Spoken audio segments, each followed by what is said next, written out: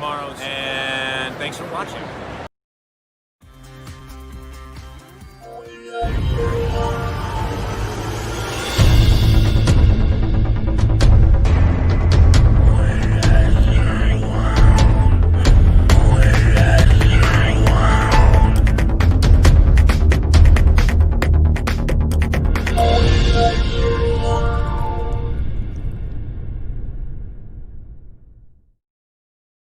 What's up, nerd family? Welcome once again to the Poindexter Lounge. Except no substitutions, except no other posers, as it will, maybe posing as the Poindexter Lounge. I don't know that anybody's actually going around posing as the Poindexter Lounge, but if they were, don't accept it.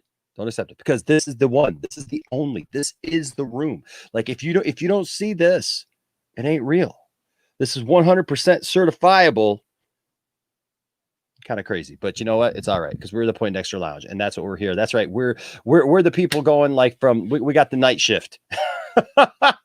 I try to find a time to stream, and it seems like no matter what time I find to try to stream, I feel like I'm stepping on somebody's toes. And we have so many great people that we stream with that I hate to do it, because two lines of thought there. I feel like I'm taking away from them, or I'm losing out on people who could be watching. But like, there's so many of us now that stream at different times. We got different shows, we got different things going on. But you know what? We do what we got to do, and sometimes we come on at the late night hour and do the overnight broadcast. But hey, it is good to have you guys with me tonight in the lounge. I hope your weekend's going well. I am trying to send something up here to my computer here so that I can show you guys something here in just a minute. But yeah, I hope that you guys are having a good weekend. I hope that that everyone's doing well. I hope everyone is staying safe, and that everyone is doing okay, because we care about that kind of stuff here at the lounge, and we definitely care about you all. And so always thankful for you guys, always blessed by the fact that you guys are along for this ride with us, and that you give us the opportunity to do this show, and have fun with us. And so thank you guys so much for that. Tonight is just going to be, like I put here, just a fun, kind of laid back, conversational, kind of chill thing, man. Like, let's just talk about some stuff. There, a lot of stuff has happened this week, as far as, DC news, other news in general. And so, yeah, man, if you just want to come in and you just want to talk about something, you want to have a little conversation, let's do that. I did put the link in the description. And so you guys are definitely welcome to jump in here with us and have a conversation. Not going to probably be, doing like in some epic 3-hour stream tonight, but hey, yeah. So if you want to get in, maybe try to get in early, so that we know that we're going to have a conversation with you. But you know what? There's one guy here already, and he's in the back, and he's actually responsible for a lot of joy this week. He sent me this, of course. You guys know, I still got to get to watch it. My kids won't let me watch it. I'm so bummed, because like I have this, it's literally sitting here right off to my side, and I have to look at this thing, this beautiful.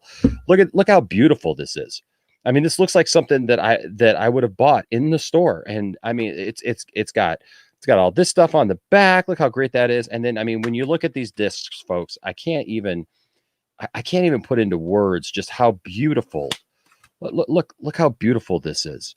And this is the original Star Wars theatrical movies that Zod sent me. And I mean, they look awesome. And so, but my kids keep telling me, because my whole point is that I want my kids to be able to watch them. I'm about ready to pop them in myself, and just watch them, just to watch them. And I'll just watch them again with my kids, because the thing is like my kids, they have a friend that has never seen them also. And they're like, well, we want them to come over, and we want to spend a day and watch them all together. And I'm like, you know what? This is something special. We can watch this one, over and over and over again. It's the gift that keeps on giving. We own it. But for the meantime, it like sits here right to the side, and I just look at it in all of its beauty. But just look at that artwork. Look at that helmet. Look at like how he looks there. He just looks awesome. And so, I'm thankful. And then also, he hooked me up on his Plex, and I've been watching Silverhawks this week. And oh my gosh, we could talk about that too. So we got a couple guys in the background here, and we'll just bring them in, and let's just have a couple conversations. What's up, Zod? What's up, man? Oh, Good to see you, brother. It's so great to see you, and it's always a pleasure to be here in the Poindexter Lounge. I love this place. I love you. This is wonderful, and and I love that you're so excited to sit down and watch those Blu-rays. I mean, dude, I'm like, you don't know. I mean, you talk about it on every show, and I get all tickled because I'm like, man, I just wanted to make you happy. I'm like, it's like. One day I'm gonna one day I'm going to watch it. You're gonna see me, and I'm gonna be just like, I watched it. It's done. It's a thing that's done. And so but you're gonna want to watch them over and over again, because for me, there's no better way to watch the originals, to watch the Star Wars trilogy. I can't stand the special editions. To me, the special editions bother me so much because I grew up with the originals, and it's like watching any kind of adjusted Star Wars movies with additional stuff. It's like an eyesore to me. It makes my eyes hurt when I watch them. Changing Anakin Skywalker, the way Anakin Skywalker is at the end of Return of the Jedi. All those things, those were all classic things. Classic themes, classic decisions that Lucas made initially. So for me, I don't know, man. And I might be in the minority on that. I don't know. But to me, it doesn't get any better than the originals. I'm telling you, man. So there's a couple things about, especially with Return of the Jedi. A lot of the additions actually in The Empire Strikes Back, I actually like. I like seeing the city, on top of, on Cloud City and all that stuff. I actually dig some of that. And I also actually like how they kind of took it from being very claustrophobic. Yeah. With the hallways and stuff, which was very much like the Death Star, but they opened it up. They made windows and stuff, and that's good too, and then there's some other things that I dig on there. But Return of the Jedi, it seems like all the stuff that they did, even A New Hope had good stuff. Didn't they change the eyeballs on the Ewoks in Return of the Jedi? Yeah, they did. Because I didn't watch them, so I didn't know. I didn't know about all the changes. I'm just like, well, that's another reason why I'm looking forward to seeing this, because I want to see how this holds up. Because honestly, this means I have not seen the originals since whenever the special editions came out on at all. You know what I mean? I had the original. I've got VHS. I had VHS copies of the special editions. The very first time the special edition. I got a box of VHS tapes here right next to me, and that was on top. That was on top, guys. I've got that somewhere too. Oh my God, you and I, we have so much in common. Oh my God, Enosh.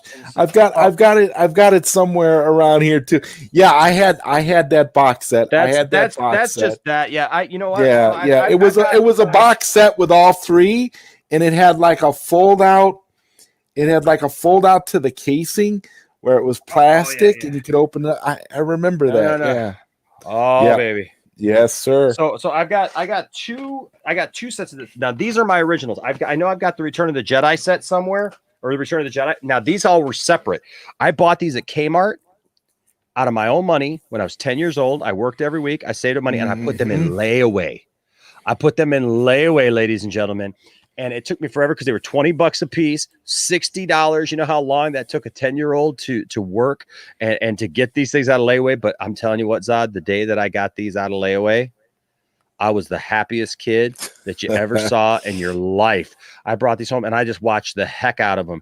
And I just loved them so much. But the thing is that I don't have a you don't have a VCR anymore. I mean, I've got a VCR, but I can't even hook it up to my TV now. And so it's like, if I was thinking about for a long time, you have to buy a VCR with an HDMI conversion. I know, man. I was trying to figure out a way. I was trying to figure out a way to do it for the longest time.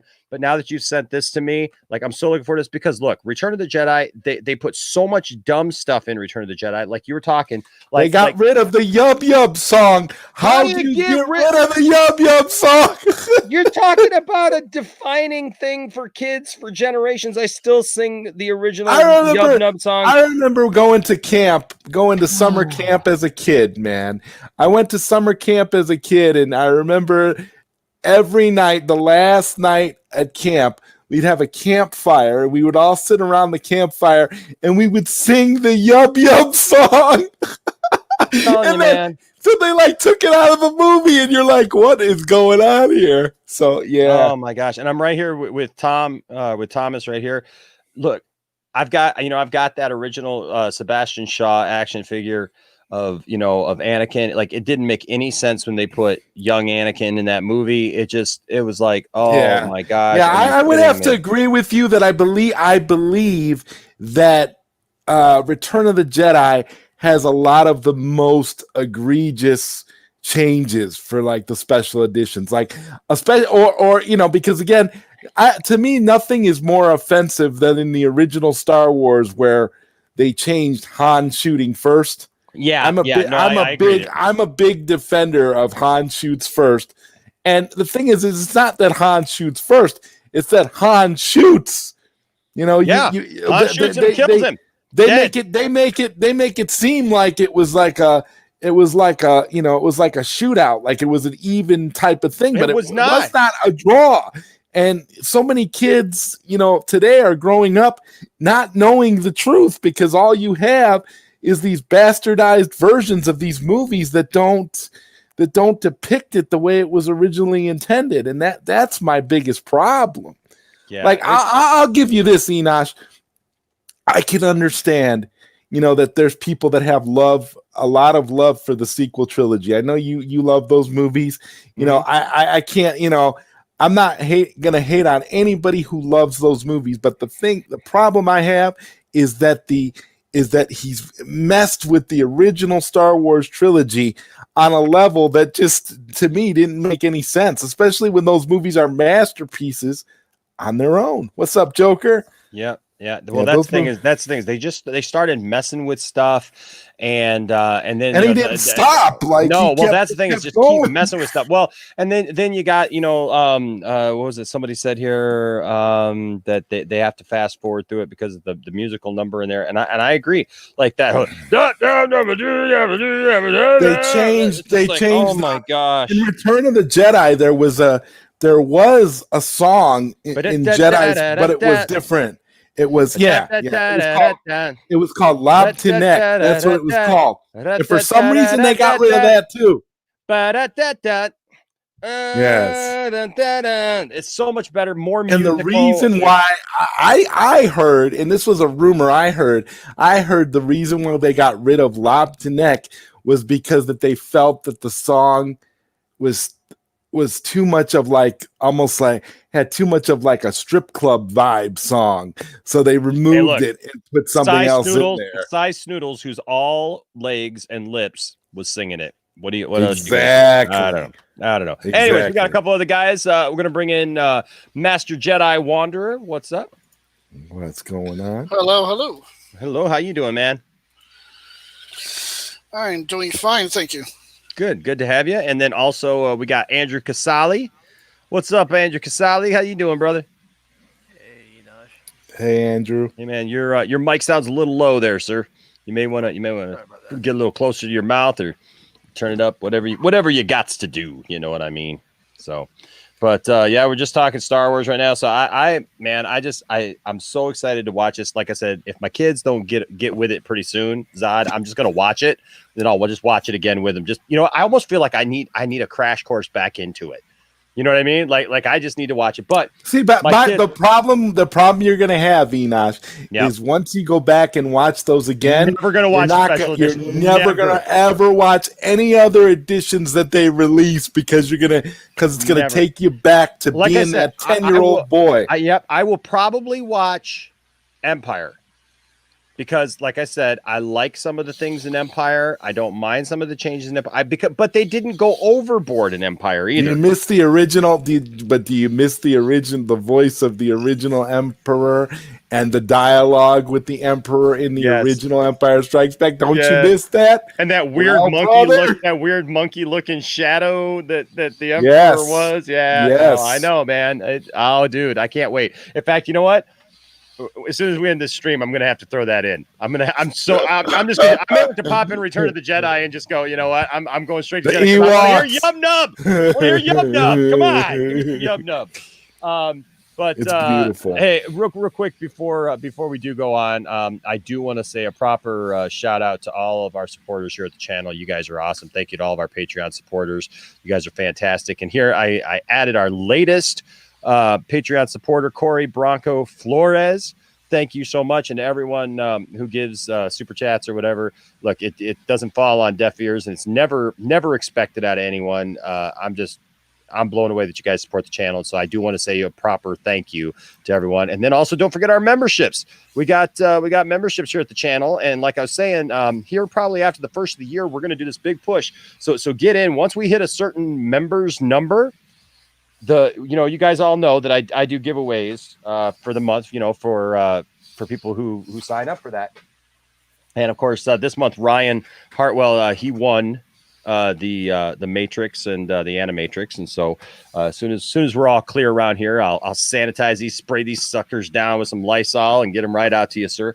But I have in my possession, guys, it's going to be stacked this high. Because I've got when I do it, I have got the Death of Superman, the trade paperback. I've got Funeral for a Friend, all that stuff afterwards that leads up to when they give him the send off, all in trade paperback. I've got the entire Reign of the Supermen, which is that thick on its own, folks. You're talking almost a year's worth of books right there in that book, all in trade paperback. Plus, when they skipped later and Superman came back and he went after Doomsday to finally annihilate Doomsday, spoiler alert, he ends up coming back later. But he literally, spoiler alert, he takes him to a place where he thinks that he's going to totally, destroy him. And but that's called that was a 3-parter called Doomsday Hunter Prey. And I got all of that. And we're going to do a push for memberships. And once we get a certain, we're going to give all that. We're going to give that away. That was an excellent book, Hunter Prey. I remember that one too. Oh man! And I'll tell you what, if you guys want to know where I stand as a Superman fan, that stack right there. You read all of that, and then you come back and you talk to me about Zack Snyder and how it's not really Superman. Screw that. You read that stack. And you will see exactly where I'm coming from as a Superman fan, as somebody there's just nothing, man, that right here, right now, guys, I've got, some of you guys will remember this book, but Man of Steel #1 right here from back in, when was this? This was July of 91 is when this book came out. This was the 4th book where they had a book every week. They had Superman in Action Comics. They had Adventures of Superman.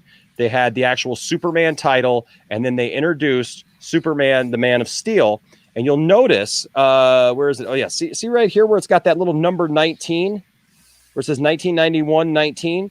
If you weren't privy to this before, see, even though this was Man of Steel #1, you can see that right there. It's the big first issue. Even though this was Man of Steel #1, there was a continuous storyline through the 4 titles. So this was number 19. So you could literally go back and just find the 1991 little, arrow there.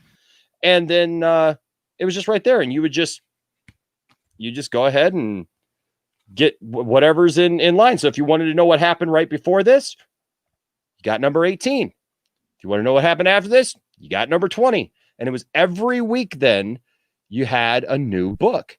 And the people who were working on these books at the time, Simonson, Ordway, Jurgens, one of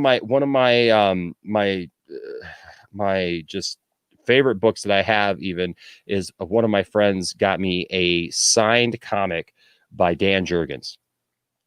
And oh man, I love that book. I that's up in my office at work, and I've got Jurgens and Breeding. They signed my Superman. Yeah, Breeding's on here. Yeah, Superman 75 when Superman died. Yeah, man. I got them to sign that at a Oh my gosh.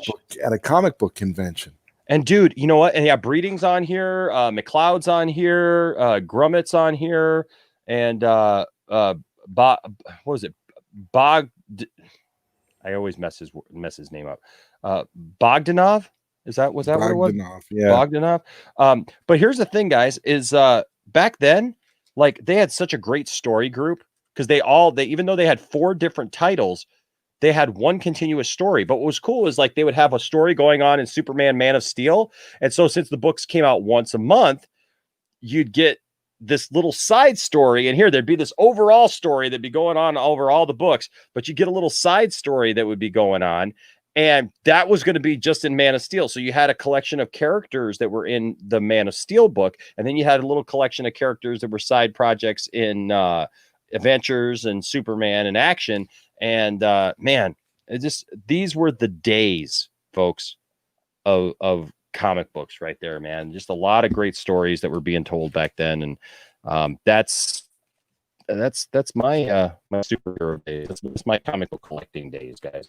So for sure. Yeah, nowadays it's all about, hardcovers and trade paperbacks, Yep.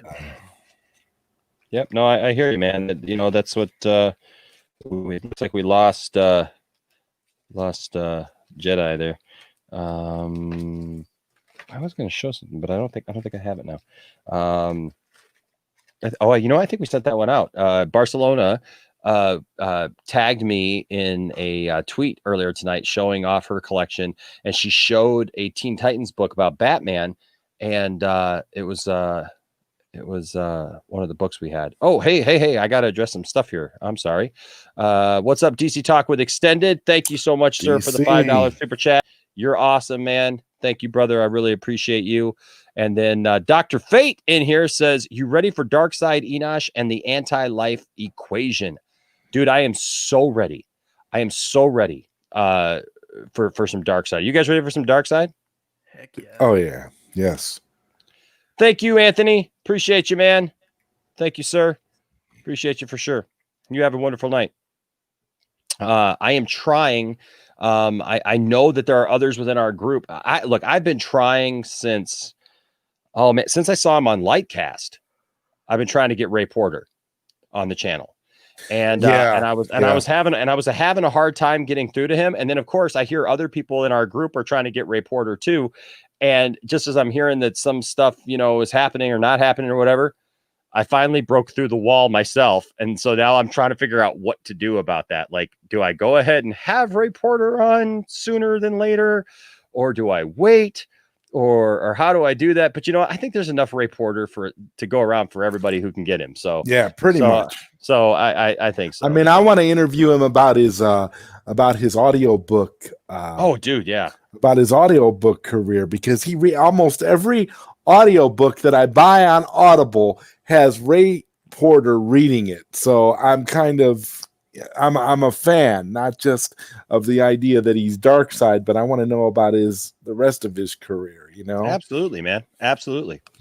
I'm definitely down with that. I just want to talk to the guy. I just want to kind of pick his brain about, not pick his brain, but you know what I mean? Just have a great conversation with him just about, like you said, his voiceover career, and just some of the things that he's done. And then obviously we got to talk Darkseid. I mean, oh, absolutely. Darkseid is if you can get anything out of the guy about Darkseid, right? I mean, that's timing, baby. Sure. It's all about timing. Thomas here says Death of Superman is one of my faves. It is just such a good story. It never gets old reading Death of Superman because it's a fantastic story. It's so well written and so so well done all the way around. I mean, it's hard not to go back to that story at least once a year. What's up, Shri? Haven't seen you in a while. Good to see you, sir. I love TW McKay here says, so Soups takes him to SETI Alpha 5. Well, look here, the Richard knows. Yub Nub. Richard knows. Yub Nub. Absolutely. Richard's a good guy. Thank you for being here tonight. Barcelona B says that's going to be me when Zack Snyder's Justice League comes out. I'll never watch Justice League again. Hey, tomorrow night we're going to be watching Justice League. We're going to be poking some fun at it and having some fun with it over on Nerdy's channel. And I finally found out about it. They kept talking about it around me. I was like, okay, I see how it is. All right, I'll just be the lone man out over here. Maybe I'll watch it on my channel. but yeah, so we're gonna watch Justice League tomorrow. I don't know how long I'll be there, but I'll probably come in and out, in there. Yeah, that's a nice thing that they got planned to do though. But I got some things to do, so I won't be there tomorrow either. But, okay. But it's nice that they're doing that. It should be fun. Yeah, I think so. Look, what I was talking to them about earlier. And so I know that this is a hot take, and before everybody gets mad at me, just know that I am fully in support of the idea that Justice League is an inferior movie, and I don't I'm definitely looking forward to being able to see Zack's version, obviously. Well, not just his version, but the version of what Justice League should have been. That being said, there are a lot of things though in that movie that are not necessarily horrible. There are going to be some parts that I think that we're going to probably miss a little bit. Like what I mean? They're just I'm just going to accept the fact it's just not in the movie anymore, right? Because I just know I'm getting a 4-hour epicness of Zack Snyder that I know is gonna blow away anything. Chuck the whole movie out. We got, Zack is giving you something to the ground. Burn it down. Exactly. Probably once I see it, I'm just gonna be like, burn the whole thing to the freaking ground. I don't need it anymore, right? I love Legend. Wait for it, Derry says, throw the whole movie away. And Amparo says Justice League is a parody of Super Friends. I love it. Kind of is, yeah. But yeah, so there's a couple of parts actually that I gotta say, and I was talking about this on Ryan's channel earlier today because we were kind of throwing this around, me and Steven Kassan. Him and I were kind of throwing around this idea that like there's parts of that movie that I get, that I understand. You know what I mean? The movie as a whole has some, but like the whole first thing with Batman in Gotham City is very 1989 Batman. You know what I mean? Like when he first, when he's got the guy, the thief, he's trying to catch the thief and he ends up, catching the parademon, right? Like that is very much 1989 Batman in look and kind of feel.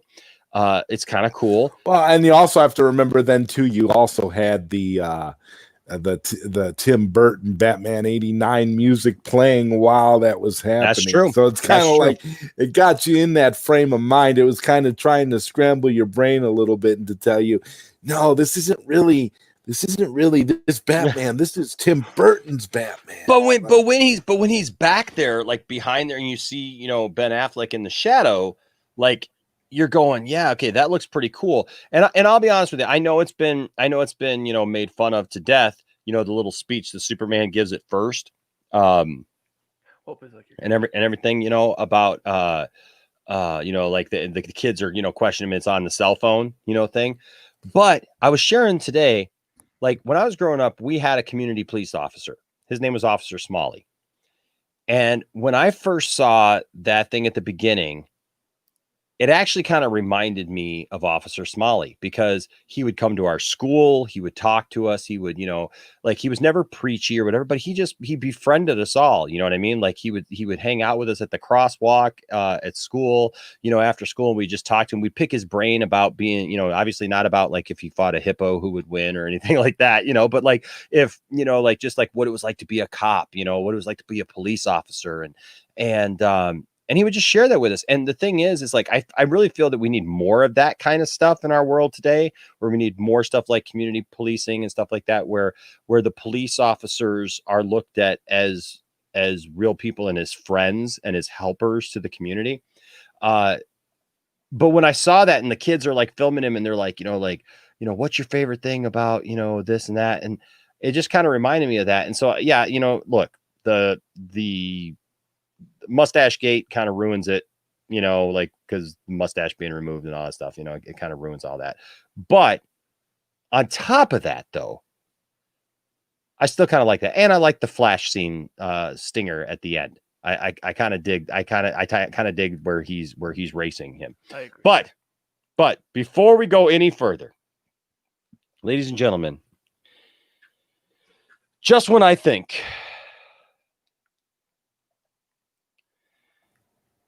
that this man I love this. has surpassed everything that I can think is good about the fandom, about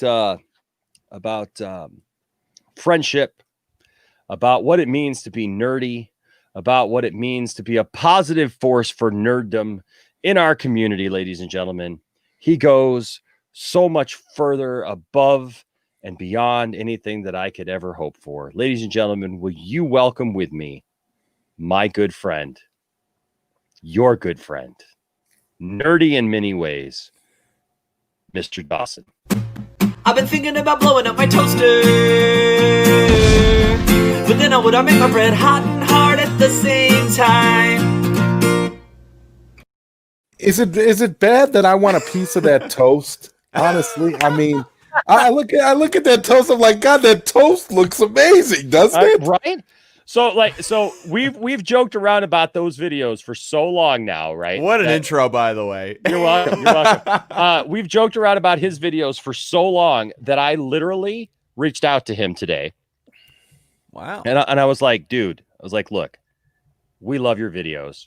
We've showed your videos on my channel. We have promoted you. I said, it's the thing. I said, would you be willing to come on the channel?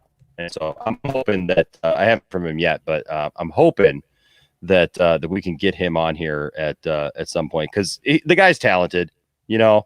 I mean, you know, and he's got some funny songs. Him and Dawson can do a duet. So I got cool. Dawson here for. I mean, you know, the reality is like Dawson looks nothing like him. You know what I mean? It's literally just we're just both white. We're brunettes, and we have glasses. That's literally all it is. Yes. So what you're trying to say is that you're both nerds. Yeah. Pretty much. Yeah. Yeah. I mean, that's pretty much it, right? We're both white and nerdy, so Both white and nerdy. White and nerdy. Because I'm white and nerdy. Because I'm some white and nerdy. See you, Andrew. Hey, man. Yeah, we'll see you, buddy. Thanks for joining, man. Appreciate you. Yeah, no, but yeah, I figured like we got to get him on here at some point. That'd be cool. And just see if we can get him to like sing a couple songs. You know what I want to do actually, Dawson? I want to hear him sing "Dust in the Wind." So I was just thinking about this the other day, Dawson. You know, because we had that night that it was totally impromptu, and everybody just started singing and everything, and we did that. Yeah. I think it'd be cool. Just have a night and just like plan on it where like you bring some songs that you're gonna sing. Maybe Ryan brings some songs that he's gonna sing. Like we don't worry about copyright content. We don't worry about any of that stuff. Or you just do it on Twitch. Do it on Twitch. We can do it on Twitch. We can do it. Well, like the thing is, as long as we don't have it monetized, it doesn't matter. You know what I mean? But like, don't worry about any of that stuff.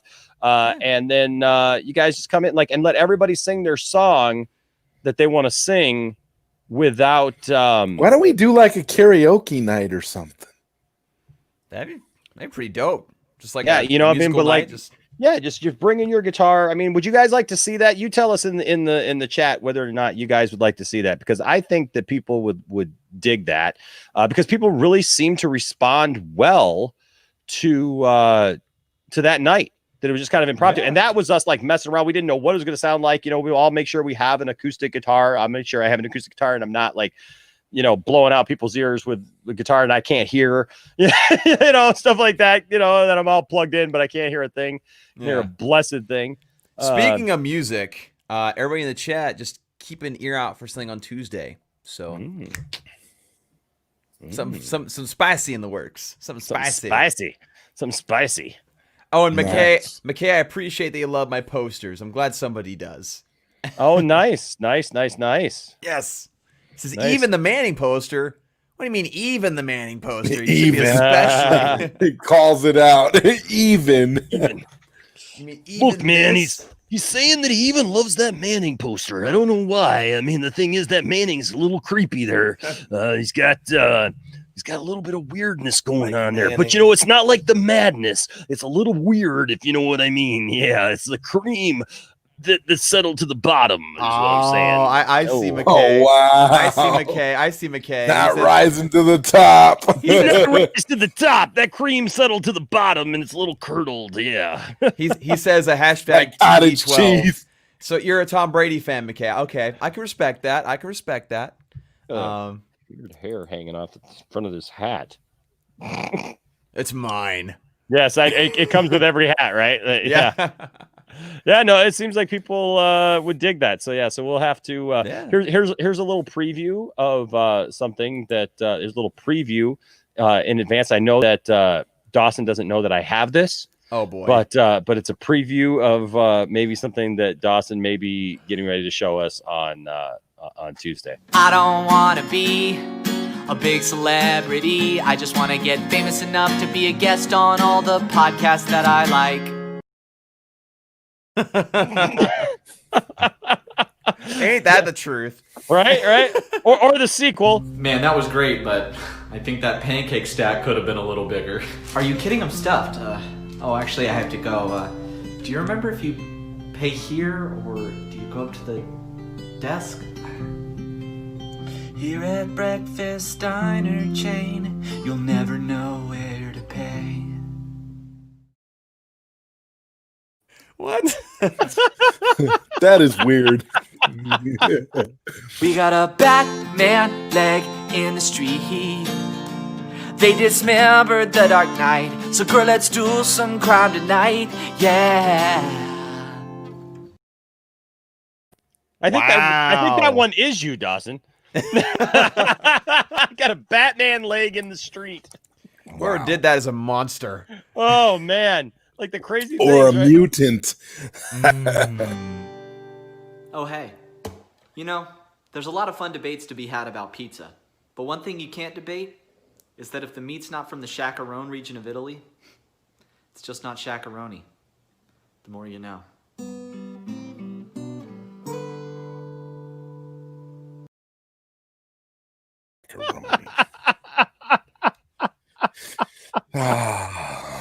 Well, we know where Enosh has been spending his time on TikTok. Yeah, well, when you're going to reach out to the guy and have the guy on, like you got to do your research, right?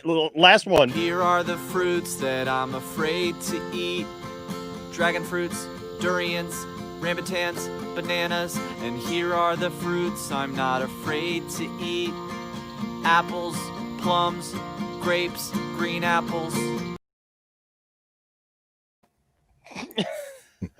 How does this guy come up with this stuff? He's just like, you know what? I'm going to sing about fruits that I'm afraid to eat. He pulls it out of his ears. I'm telling you what, man.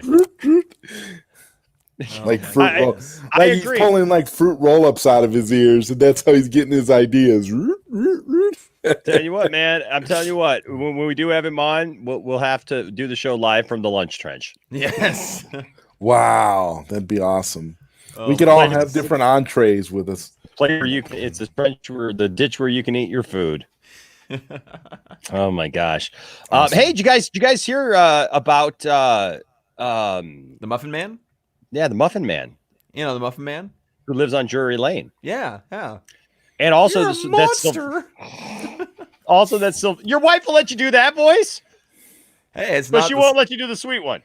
Apparently, I mean. Well, what's really the difference between the two? Well, the sweet one's a lot higher pitched. Not an octave. Yeah. Not an octave. Okay. Yeah. No, Sylvester Stallone is going to be in Suicide Squad. Right. Yeah. Heard about that. I did hear about that. Yeah. Who's he playing? Batman. A really short, muscular Batman. Funny. Wouldn't that be hilarious?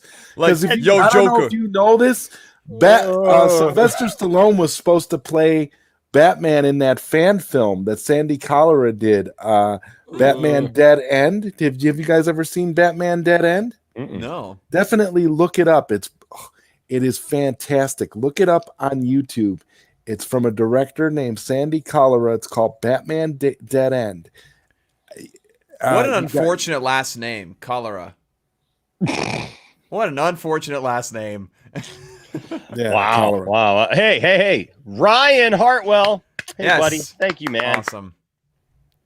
Oh, and as soon as that happens, he freezes. He's live action Tom and Jerry? What?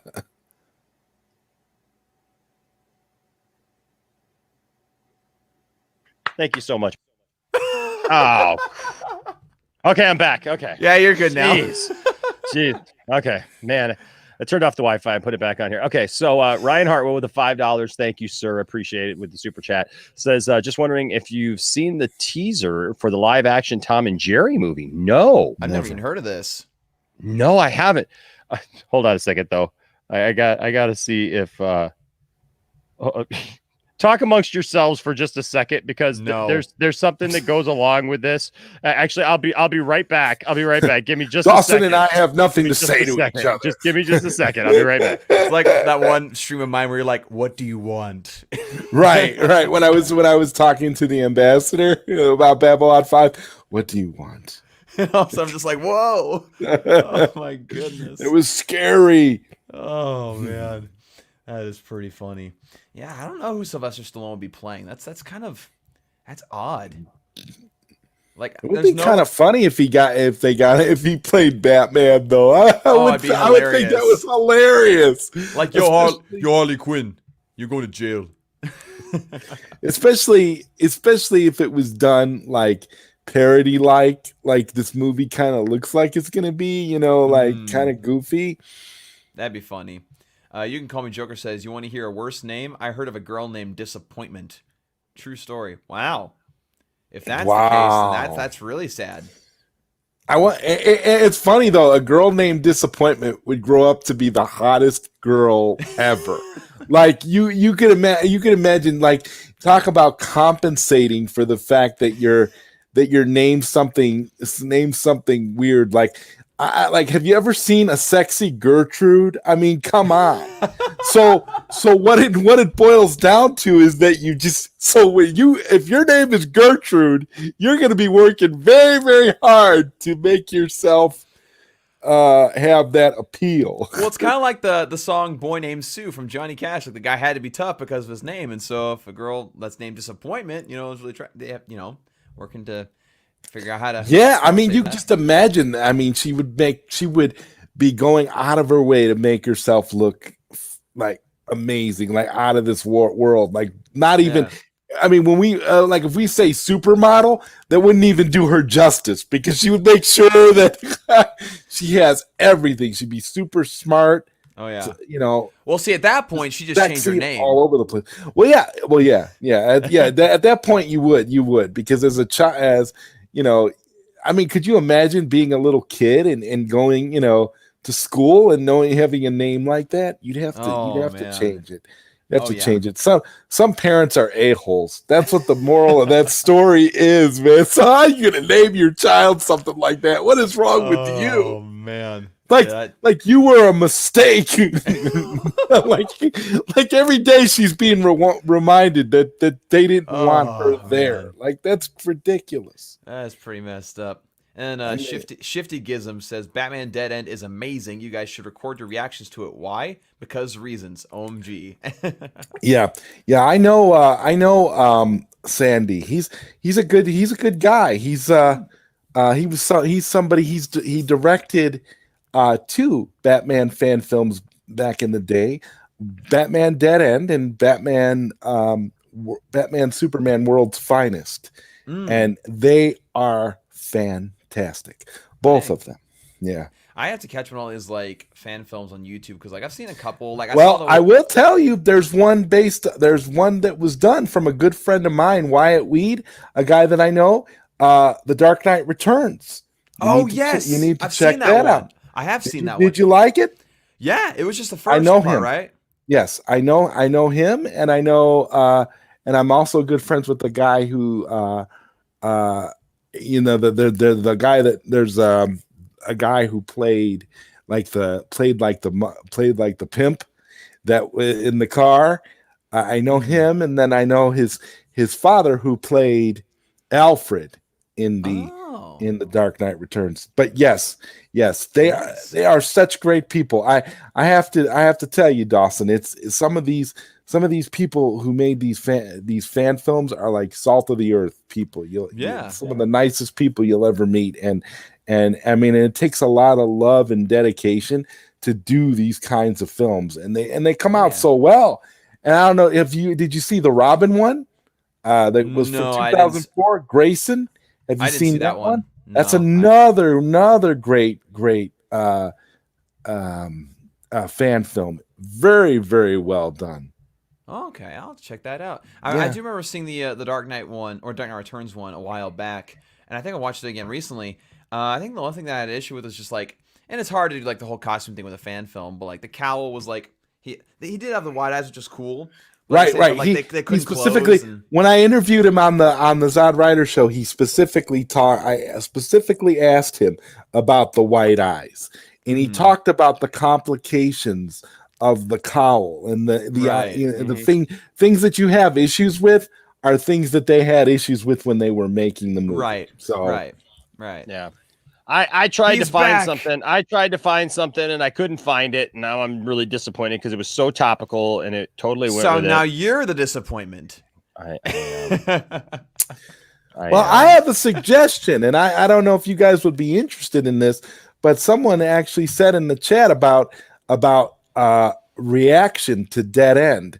Dead End isn't very long, so if you want to pull it up and watch what it. What is that? Now, what is that again? Batman Dead End. Is that going to kill the stream? Probably not, because it's a fan film. It's not a. I tell you what, I feel like I have a target on me this week for YouTube. Like, YouTube is doing some weird things to me this week.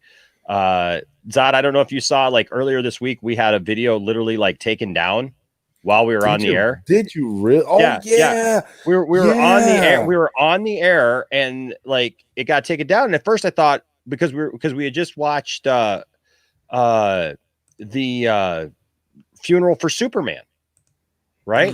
Oh well, you were watching Saturday Night Live. So but hold on, that's what I thought was possibly what did it, but we didn't get taken down for a copyright thing. It was nothing like that. When it came back, I got this thing that said we were supposedly spamming.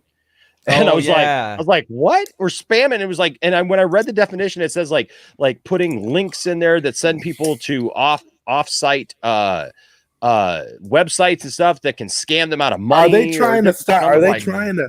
Are they? Wow, that is like, what the heck? And so I've gone over the community guidelines over and over and over again. I've gone over everything. I submitted an appeal, and that came back that nope, we verified it. And I was like, well, what was it? Tell me what we did. How can I change anything if you don't tell me what I did? And so I even hit him up on Twitter, and I was like, come on, just tell me what I did so I can not do it again. And they just came back with, yep, we verified it. I got a comment on this comment here. Metro Obelisk Radio. I gotta respond to this. Oh, this one? So blow me up, Enosh. Okay, blow you up. Peyton Manning is arguably one of, if not the greatest quarterback of all time. He's the most intelligent quarterback of all time. He knows the game better than anybody. And the Denver Broncos, sure, I guess they're definitely overrated now. I mean, they're not even good now. But, I mean, they've won 3 Super Bowls. There are a lot of other teams that haven't won a single Super Bowl. So, just now you want to get nuts? Come on, let's get nuts. You wanna? Huh? Anyway, I just gotta respond to that. Stupid! You're so stupid! No, I don't mean that. I don't mean that. No. I was saying the opinions expressed by Nerdy in Many Ways do not necessarily reflect those of the Poindexter Lounge or those associated with the Poindexter Lounge. When we think of Peyton Manning and anyone really has to do with them, we have this more in mind. You will never find a more wretched hive of scum and villainy. We must be cautious. Wow. He took himself out. Hey, I just got to mess with you. I got to mess with you. But if you want to see something cool, I'm going to share my screen real quick. I just posted this a little bit earlier. cool little project I did. Bada bing, bada boom. Oh, I saw this. Yes, very cool. Lord Koj is now a Funko Pop. He's part of the group now. Amazing. Check that out. That is beautiful. Yeah, he asked for these different ones because he does like the WWE video games where he has like his character right here with his mask.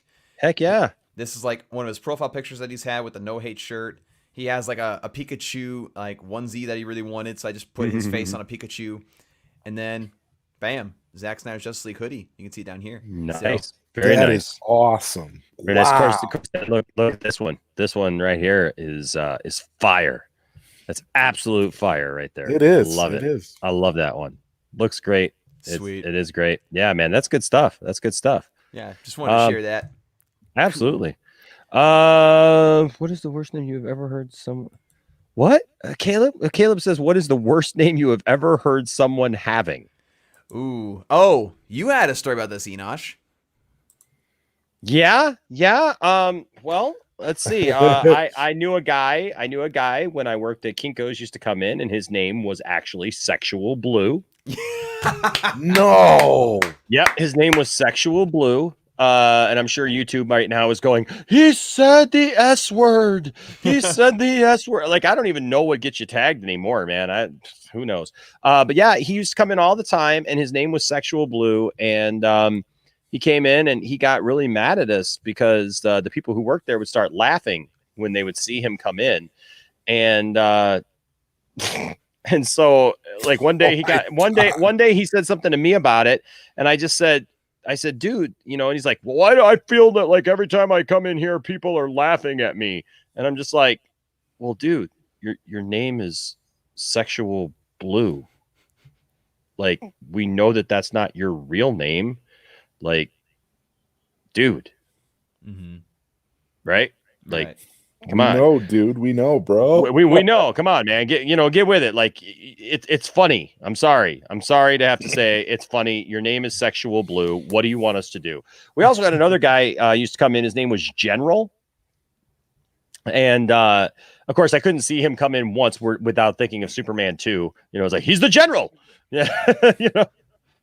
Well, it would be like somebody coming in your. It'd be like somebody coming in your chat room with the name "Cum Dumpster," and then you're not supposed to laugh. Like what? Well, like what's the problem? You say the name General, I just think of the insurance. Like for a great rate you can get online, go to the General and save some time. With Right, Shaquille but his name O'Neal. was General, and come to find out, he was supposedly a preacher. Which, ladies and gentlemen, let me just blow myself up here. I use that term for this guy very loosely, because I'm about to express this story back to you. This guy started an all ages club, and he would come in, and he had these kids with him, like these younger kids. I say kids, like they were, you know, probably late teens, early 20s. And they'd come in and they would get little flyers made, like quarter sheet flyers made to be able to pass out at the club. Right. And so it would be like late at night, and they'd come in and they'd want to be able to pass the stuff out. So they'd come in at like 11:30 so that by midnight they could be out there passing the stuff out by the time kids left. And like they would just come in reeking of pot and reeking of alcohol. And it was just like, whoa, man. And I'll never forget, because one night one of the guys comes in and he looks at me and he hands me a sheet of paper with a flyer. And of course, you know, this was back in the days, you know, we're so computer literate now. Right. Yeah. Like back then, dude, everything was a hard copy. You just made up something real quick on your computer. You printed one out and you took it to Kinko's, and like they'd come up and go, can you put this 4 up on a page and print me like 500 of those? Like I want 500 individual pieces. Right. So like, okay. And so this was like, it was midnight. We were really, really slammed with work. I told him, I said, I know that you need them real quick. I said, how about 12:30? And he goes, 12:30?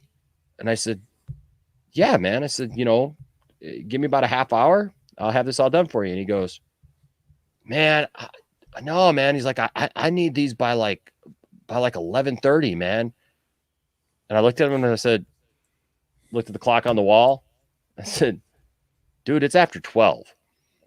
And he looks at me and he goes, oh yeah. high as a kite, dude. Had no idea where he was, what he was doing, and I'm just like, yeah, I can't go back in time. I don't have a DeLorean. I don't have a way to be able to fly back in time and make sure that you get your flyers a half hour ago. I'm like, I'll do my best to get them done. But back to Caleb's thing. He says, I think I win. My cousin's name is Abstinence. Oh, no. We call her Abby. Oh, my God. Parents, no. Are a-holes. Oh, my gosh. No. I actually know a lady, and I kid you not, from working at Kinko's, I could have written a book, guys, working at Kinko's third shift. I kid you not. I could, with the stuff that I experienced in the 3 years that I was on third shift at Kinko's alone, just the stuff. I mean, I had so many crazy things happen. I mean, the strippers that would come in, the nudity that would happen. Like, I'm literally talking to this one guy one night, and like he's from, I think he's Jamaican. His wife, it's like 1 a.m, and he's talking to me about posters, right? About printing posters. And I'm up at the counter and stuff, and she's holding this little kid, and she's breastfeeding this kid, which is fine, right? She is an absolute gorgeous individual. That's all I will say. Gorgeous individual. The child decides he's done. She just stands there at the counter talking to me. And I got this guy there with his wife, and I'm like, I'm not, I don't know where to look. I'm just minding my own business here. And then the people who would bring stuff in and be like, hey, can you make this, nude calendar for me? Which is really awkward to be standing there at a computer, like trying to like go through their pictures, and they didn't tell you that. And all of a sudden it's like, oh, okay. Oh, yep. Wow. What's really bad is when one of them is your cousin. And you didn't know it, and you come to work that night, and they're like, hey, yeah, be careful. There's a nude calendar in there. And you're like, oh, okay. And you pop in the disc, which was really rare back then because people would just bring us their pictures. You pop in the disc and you don't recognize the name, and all of a sudden you're going through and you're like, this girl looks really familiar. The horror. Wow. The horror. Yes, that makes family gatherings very, very awkward. Oh my goodness. What the heck? Well, what's worse is when their sisters come in and go, hey, you did that for her last week. I was wondering, I'd like to put something together for my husband. It's like, look, I am not the family's nudie hookup. Okay. Like, but that's another side of the family, not like it's another side of the family. It was what it was. But no, I kid you not. The abstinence thing is bad. I knew somebody who literally named their kid Chlamydia. Oh, man. Yes. I kid you not. I had forgotten about that story. The moral of today's episodes is parents are a-holes. That's it. I'm telling you right now, man. Like people just think, oh, that sounds pretty. Like, no. Chlamydia. No. You're awfully pretty, Chlamydia. The other moral of the story is when you have kids, know your words. Like, be educated, get an encyclopedia, get a dictionary, make sure you don't name your kids something that's a disease. Well, it's like I know somebody who they named their daughter Heavenly, and now their daughter predictably is a stripper, and it just. Yeah. Well, I mean, I've seen people name their kids like River, and then like another kid like Stream, and just like all these weird names, Don't cross the streams. Live stream. TW McKay asks, were you a preacher at the time of the calendar incident? Yes, I was. Yes, I've been a preacher for a while, and since I was very young, and so that was it's one of those things. It's like you're at work, you got to be professional. What the best part of that story though is my other cousin worked with me. Right. He's a guy, and he was the first shift guy. I was the third shift guy. And so I knew at that point, once I saw that calendar, like, now I have to finish this calendar because I've seen it. I have to finish it so that my other cousin doesn't see this, which those two cousins share the same dad. Okay. So it was already bad enough that I saw it, but I could not let him have to go through that horror as well. Right. You know what I mean? No. And Oh, so like I was like, okay, I got to finish this thing. So like I professionally just went through, finished the thing for her and stuff because it was a gift for her husband. And I finished it, I boxed it all up. And at 8 a.m, I got on the phone and I dialed her number.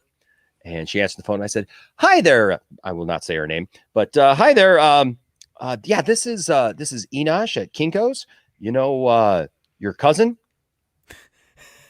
Oh no. And I heard absolute stillness on the other line. And then I heard, "Oh my God, Enosh, please tell me you didn't see that calendar." And I said, Oh, yes. I just wanted to let you know that your calendar was done. And yes, I did see it. I'm the one who got it done. And I said, I just wanted to let you know that I just wanted to let you know that I saved you the agony of having our other cousin have to see it. You're welcome. You can pick it up at any time. And that morning he came in and we had this big thing at the time where you were not supposed to QC your own work because we wanted to make sure the quality was going well. And so he comes in, my cousin comes in for his shift and he goes, Hey, what are you doing with that calendar? And I said, "Oh, I'm QCing it out." And he's like, "You can't do that. I have to do that." I'm like, "Hey," called her by name. "She's in the calendar. You don't want to see this. I'm QCing." And he goes, "Oh, okay. You're absolutely right. You're absolutely right." So, hey, you know what? We got some cool people in here. Look at Cylon. Hey, Cylon Scotty. What's up, man? Oh, you're muted. Buddy. Yeah, you're muted. You got it. Oh, there you go. How's it going, man? Long time no see. Good. I know, right? Absolutely. How are y'all doing tonight? Doing well. Did not expect to be on a stream, but here I am. Yeah, me neither. That's how it goes, man. How it goes. And we also have Metro Obelisk Radio. Hey, hello. How's it going? Well, I figured since you called me out on Peyton Manning, I got to come in on this. Uh-oh. No. Uh-oh. It's Ryan versus Metro. Fight night. Like, and a car drives in the distance. Like, I love that. You heard the car. That was like perfect. That was like perfect timing. And I was like Nerdy and Metro. Starts your engines. It sounds like a name of like a brand new podcast. Nerdy and Metro. Nerdy and Metro. Or it sounds like a really bad porno. Oh no. I'll pass on that one. Nope. Oh no. Don't make that face. That was amazing. Oh god. Oh my goodness. Oh my gosh. That's horrible. So what's up, Cylon? Just hanging out. We went out. I have bought a ton of Star Wars toys over the last week and a half. Nice. I just went, got the eBay addiction going. I can win this one. Yep. I can win this one. What's your prized Star Wars toy, Cylon? The one that you love the most out of your entire collection? Oh man, that is a really tough. That's a tough call. There's things that I like. If there was a fire, think of it this way: if there was a fire and you could only save one Star Wars piece of memorabilia, what would it be? It would be my brother's original Slave One. Ooh, awesome! Nice. Wow. It would have to be that for the sentimental reasons, and all the memories are with that thing. All the memories. So. Oh yeah, that's dope. It's also one of the few that aren't destroyed. So I always basically the Star Wars toys were my older brother's toys, and he had this thing that he would do. He would tie this drawstring from the top of our house down to the barn post. Yeah. And he would send them down on zip lines with firecrackers. So he'd tape a firecracker to a wing, right? Yeah. And light the firecracker and then send it down the zip line, right? So it blows up halfway.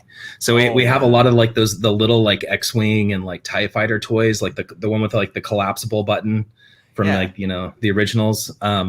We have a bunch of those, 5 or so of each.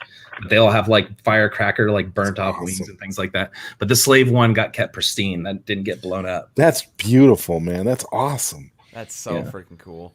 Yeah, I've been wanted. Actually, I came on here, Zod, because I wanted to say hey to you, and I love seeing you and Nerdy both on all the streams you're on and stuff, and you do some awesome, really cool work. And thank you. Yeah, I love being on streams with Nerdy and all you guys. Anytime I get a chance to stream with you guys, I get excited. It's so much fun, Oh yeah, it's a blast. Yeah, this is a good group for sure.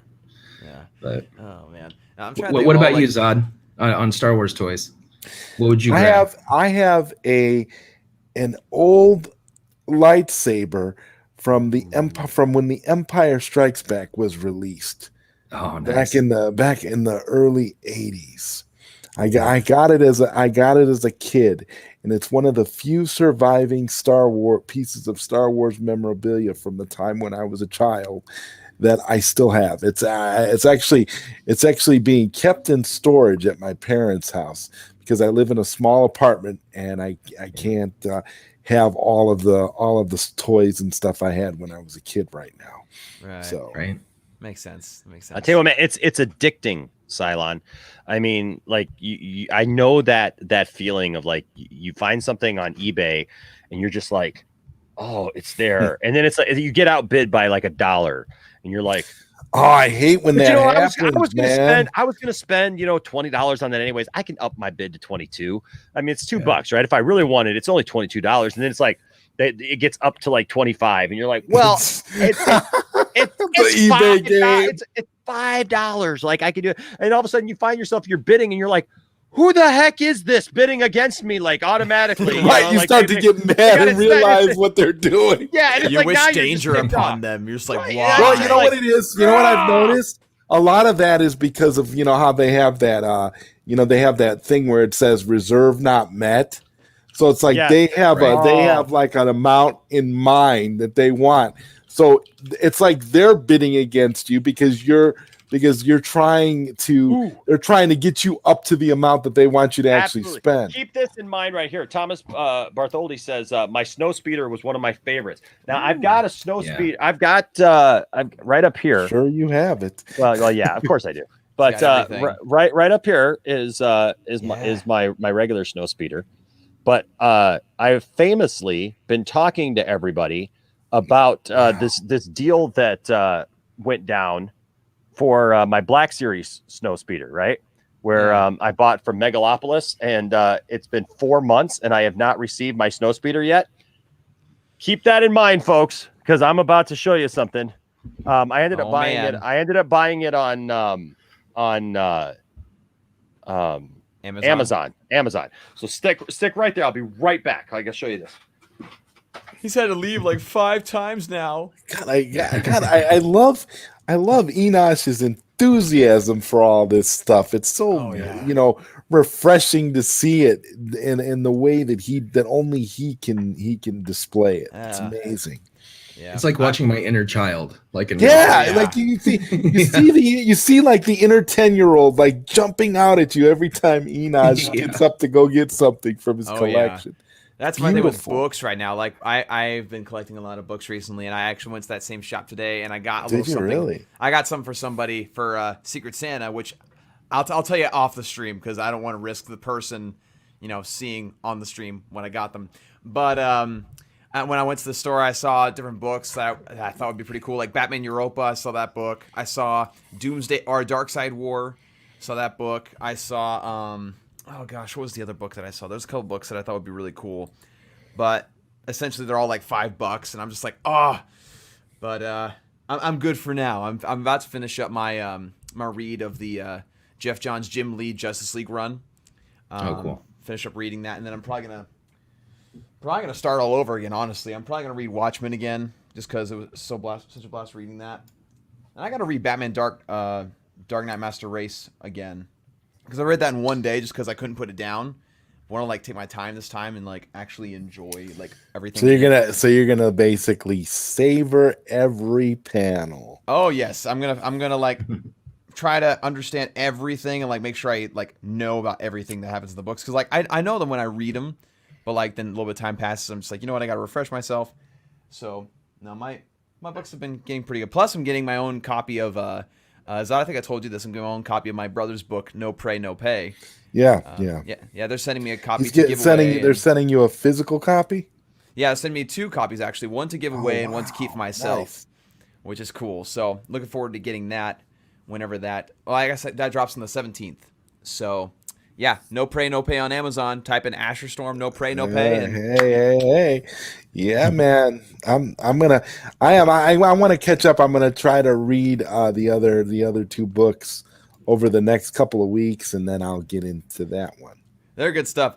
If you watched my interview with Asher, I did.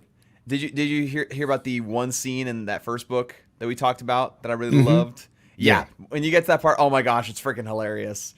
And it just totally blindsided me, and I was just like, "What?" I didn't know. I gotta say, I really loved that interview you did with your brother. That was amazing. Like, you had your brother on there, and you were interviewing him as though he was like a guest, like a celebrity guest from like. Yeah, it was awesome. And like someone you really didn't know, and then you had that familiarity as well. It was great. Yeah, I'm just glad he didn't spill the beans on our childhood. Just got to keep that contained. That's what I was waiting for. That's what I was hoping he would do, something like that. But you would have just edited it out. I'm very sad. I'm very sad and concerned right now. What? Because today. I received an email that said, Enosh, your dang it, where is it? From Amazon. It says arriving today. Your package will be delivered today. And I was assuming that it was my, and it should have been my, delivered November 14th. Oh man, no. Does it say USPS? Because sometimes on Amazon it'll say delivered when it hands it over to USPS. I'm actually more concerned because I had an item that was supposed to come a couple months ago, a GI Joe figure, and I never saw it. And now it doesn't say it was delivered. It says arriving today, but then this thing, when I pull it up, it says delivered. But it doesn't allow me. It says to track your package. It says delivery by Amazon. And I got. Okay, yeah, that means it was delivered by the Amazon truck delivery service, not USPS or not the U. But now I'm really kind of concerned because, to be quite honest with you, I had this other problem, before, right? And and I had to reorder, and it was an item that had to be reordered from China, and so it says it was delivered. But Tiffany, I just left because I thought it was my snow speeder, and so I went looking for it. Couldn't find the box anywhere. The box has been out there, and then I just went out there, and she's like, "Oh no, that was mine." Oh, hold on. Wait. It says your package was left on the back porch. What? Interesting. Go look at that back porch, man. Hold on a second. Hold on. Nobody ever leaves anything on the back porch. This is happening live. Hold on. This is happening live. We're doing it live. We're going to go look at the back porch where nothing ever is. I'll be right back. Wow. This is incredible. You're not running very fast, Enosh. You gotta love Amazon, though. Exactly that. I had the exact song stuck in my head. Yes, that's exactly what I'm thinking. Oh man, that'd be perfect. Yeah, I just had a delivery from Amazon. They stuck in this weird nook and cranny between the door and the stairway on my apartment. They do so weird it's stuff. it's been delivered to the front door, and I'm looking around, and then it's way over there where no one can find it. I've had stuff delivered. I've had stuff delivered to the wrong, where they've delivered it to the wrong apartment on the other side of the building that I'm living in. I've had it, stuff that, they put it in that little receptacle. If you have a small mailbox and they have the little receptacle underneath where they stick it underneath if it fits there, but then they don't leave you a key in your mailbox so you can't access it. It's so crazy the way they do stuff. It just doesn't make any sense. Or I had a case where they delivered it to the wrong building. So so that was fun to track down. Oh yeah, yeah. You're I had walking one over to the wrong building thinking you're going to find your package, and you're like scanning all the, because a lot of times Amazon will take a picture of where they left it. So I'm walking around looking to see if I can find like the landmarks to see if I can find which apartment they left it at. Yeah. I've had a couple situations where I've accidentally had something delivered to the wrong address, like 2 doors down. And so there was 1 week where I ordered 2 things. I ordered this Lego minifigure Batman of Justice League Batman with a tactical suit, which is inside this custom Batmobile. You can see him in there if you can. Oh, cool. Yeah. Cool. So I ordered that one, and then I ordered my Mafex BVS Batman, and then accidentally sent it to the wrong address 2 doors down. So this older guy with like a Ferrari in his front yard, and I had to go there twice and pick it up, and it's there. Oh my goodness! Oh boy! Holy crap! It's happening. Holy guys. crap! It's so good that they told him the location of where they put it. Or else it's gonna be a very depressing stream. A live unboxing. This is gonna be awesome. Nice. Blow yourself up, Enosh. Oh my gosh. Let's do an impromptu unboxing. I feel like I completely lost about 10 minutes of my stream there. I don't know anything that just happened. We were just talking about our own mishaps with ordering stuff. So. Oh my gosh. Oh my gosh. I just can't believe that they did that. Plus it's raining, and so it would have just sat out there. All right.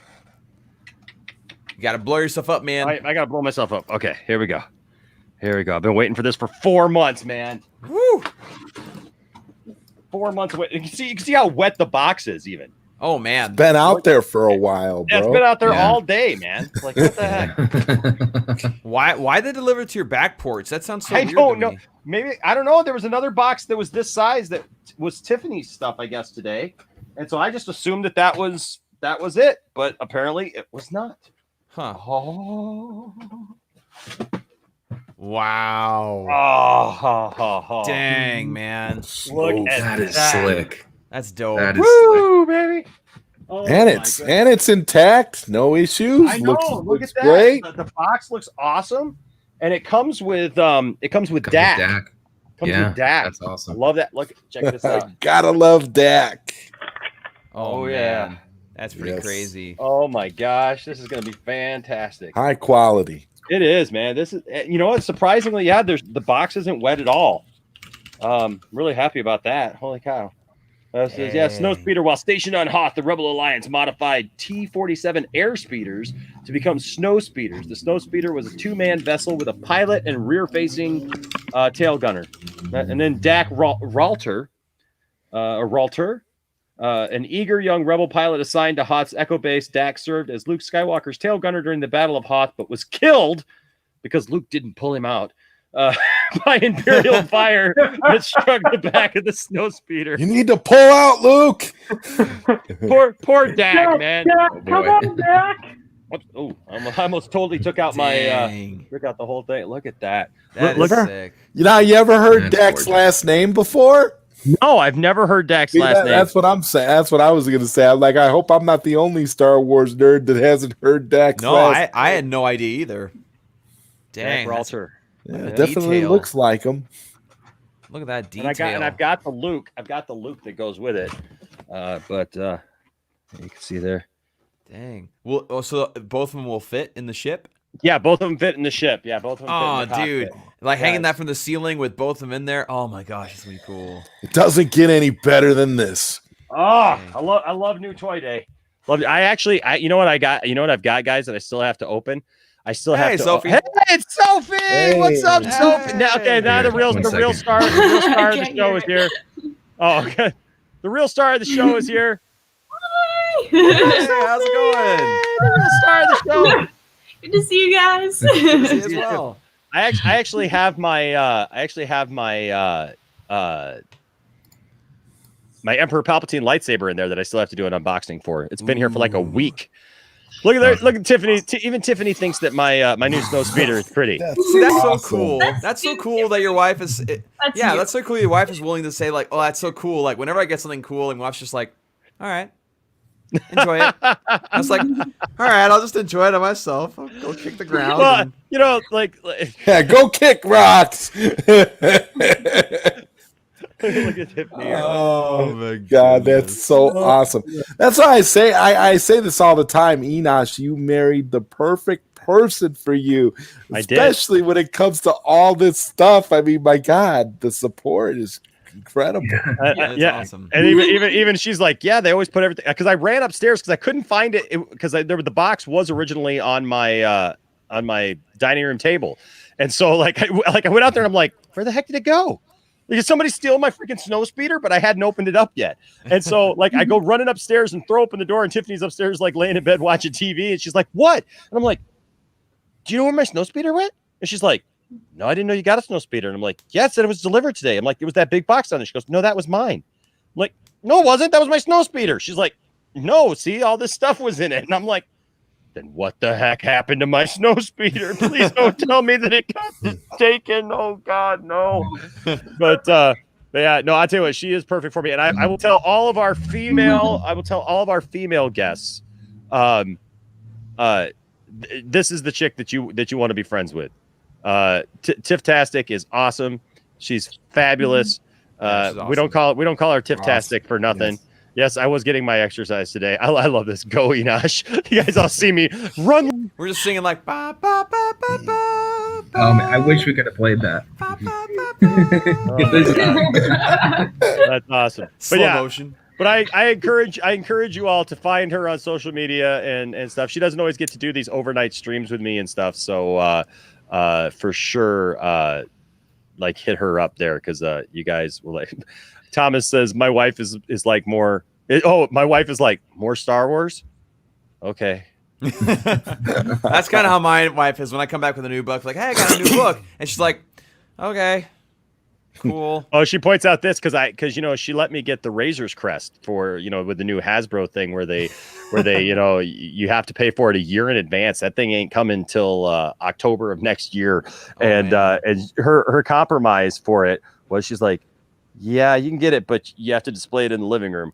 I was like, I tell you what, man, it's good that you got it now, because the way the Mandalorian show's looking, like the Razor Crest might not last for much longer. Right? Holy cow! It's really held together by silly string, bubble gum, and duct tape. Oh my gosh! If you watch our watch party, Tiffany looks at me and goes, we're getting the nice one, right? Like, no, we're not getting that one, right? I want to get a baby Yoda that actually eats those eggs. That's what I want. No. Where it's just sitting there making noises and you just keep feeding it. I'm good. I'm good. I'll stick with the cute baby Yoda. Can you believe the overreaction to that? Oh yeah, it's crazy. I didn't like it, but at the same time, people are like, cancel baby Yoda. But yeah, but he's a baby. What do you want? It's like, he's just a baby. What do you want? People were accusing baby Yoda of genocide, and I was like, hold on, wait, because they weren't getting that it wasn't the last of their species. It was just the last of their family line, that she needed to get the eggs back to her husband, And it's like she was so happy when she got the eggs back to her husband. Did you notice that? Yeah. She was so happy, and it didn't seem like they minded that baby Yoda ate a few of them. Like they seemed okay. It wasn't clear if she knew or not. Right. Yeah, that's true. She had Scott. 30 eggs, so she probably didn't bother to count them. But at the same time, I don't know. It's an interesting conversation, to say the least. You don't realize that this baby that you are now babysitting has actually ate some of your children, and I thought that was kind of ironic as well. I got to show you guys this picture, because this is my wife for you. I love my wife. This is what she sends me right now while we're on the stream. It says, why was Darth Vader referred to as Lord Vader? Because calling him Master Vader made all the stormtroopers giggle. That's a good one. My goodness. That's a good one. I've never seen that Master before. That's Vader. great. Yeah. There you go, ladies and gentlemen. That's my wife. That's how all the new interns Steamy died. eyes. All the new interns on the Death Star died because they called him Master Vader and giggled. Like, what did you just say to me? I find What? your lack of maturity disturbing. Exactly. Exactly. Hey. I almost missed this. So do we have to address this? Have you guys heard my theory on Lex Luthor? Yeah, what is this about? Like, I've been hearing this all the time. Like, what is this about? Okay, I'm going to settle this once and for all because he did give a $1.99 super chat. So hold on, wait. Tiff just sent me another one. Hold on a second. Oh no. Hold on, I got to cancel this out. Hold on. Oh, this is great. This is great. Hold on. Okay, and then we'll get to the bottom of this whole consciousness transfer thing. This is Tiffany's take on the Baby Yoda thing. Vader destroys Alderaan. Vader destroys Alderaan, killing billions, and no one panics. Baby Yoda eats a few frog eggs, and everyone loses their mind. Yeah, it's a good point. Yeah, that's fair. That's fair. That's definitely fair. All right. So this is what this. Hey, look, Dr. Fate. I love Dr. Fate, and he keeps bringing this up. And hey, if he's going to keep giving $1.99 super chats and bringing it up, I'm going to let him talk about it for sure. But let me see here. I'll pull this up real quick and show you guys what all of this controversy with the consciousness thing is about. Here. Yeah, it actually pulls right up in my my things as soon as I pull it up. So a few years ago, 4 years ago to be exact, there was like all this speculation about Lex Luthor, and what his deal was, and why he was the way that he was. And so I simply put out a video about this called "Lex Luthor is a Clone" in Batman v Superman theory. Okay. I learned my lesson that if you could put out something, you got to put it out to be a theory because people will actually come after you. But so I will share this with you. Enosh here, and I got a pretty cool theory about Lex. It just might answer some questions about his personality in Batman versus Superman. Stick around. Now, first of all, that transition though. You love that transition? You love whoosh that iMovie transition there? You like that? Oh, man. That's how you gotta start out, man. Also, Enosh looked a little different there. I filled out the old super suit a little differently back then. So here you go.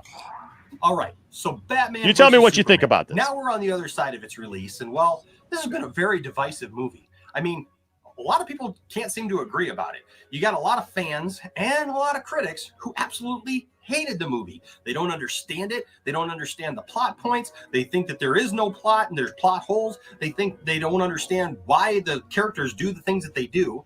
And then on the other side of the coin, you have people like me who, well, I'm very familiar with DC Comics lore, and I absolutely loved it. And there's a lot of people who have actually gone in to see the movie thinking they weren't going to like it and came out loving it just like me.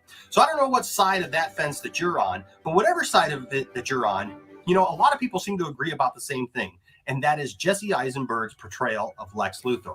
Now, I'll admit, when I went in to see this movie, man, right off the bat, I thought I was going to absolutely hate Jesse Eisenberg's Lex Luthor. He doesn't act like the Lex we all know. He doesn't seem to have the same personality or the same motivations. So how could it possibly be good?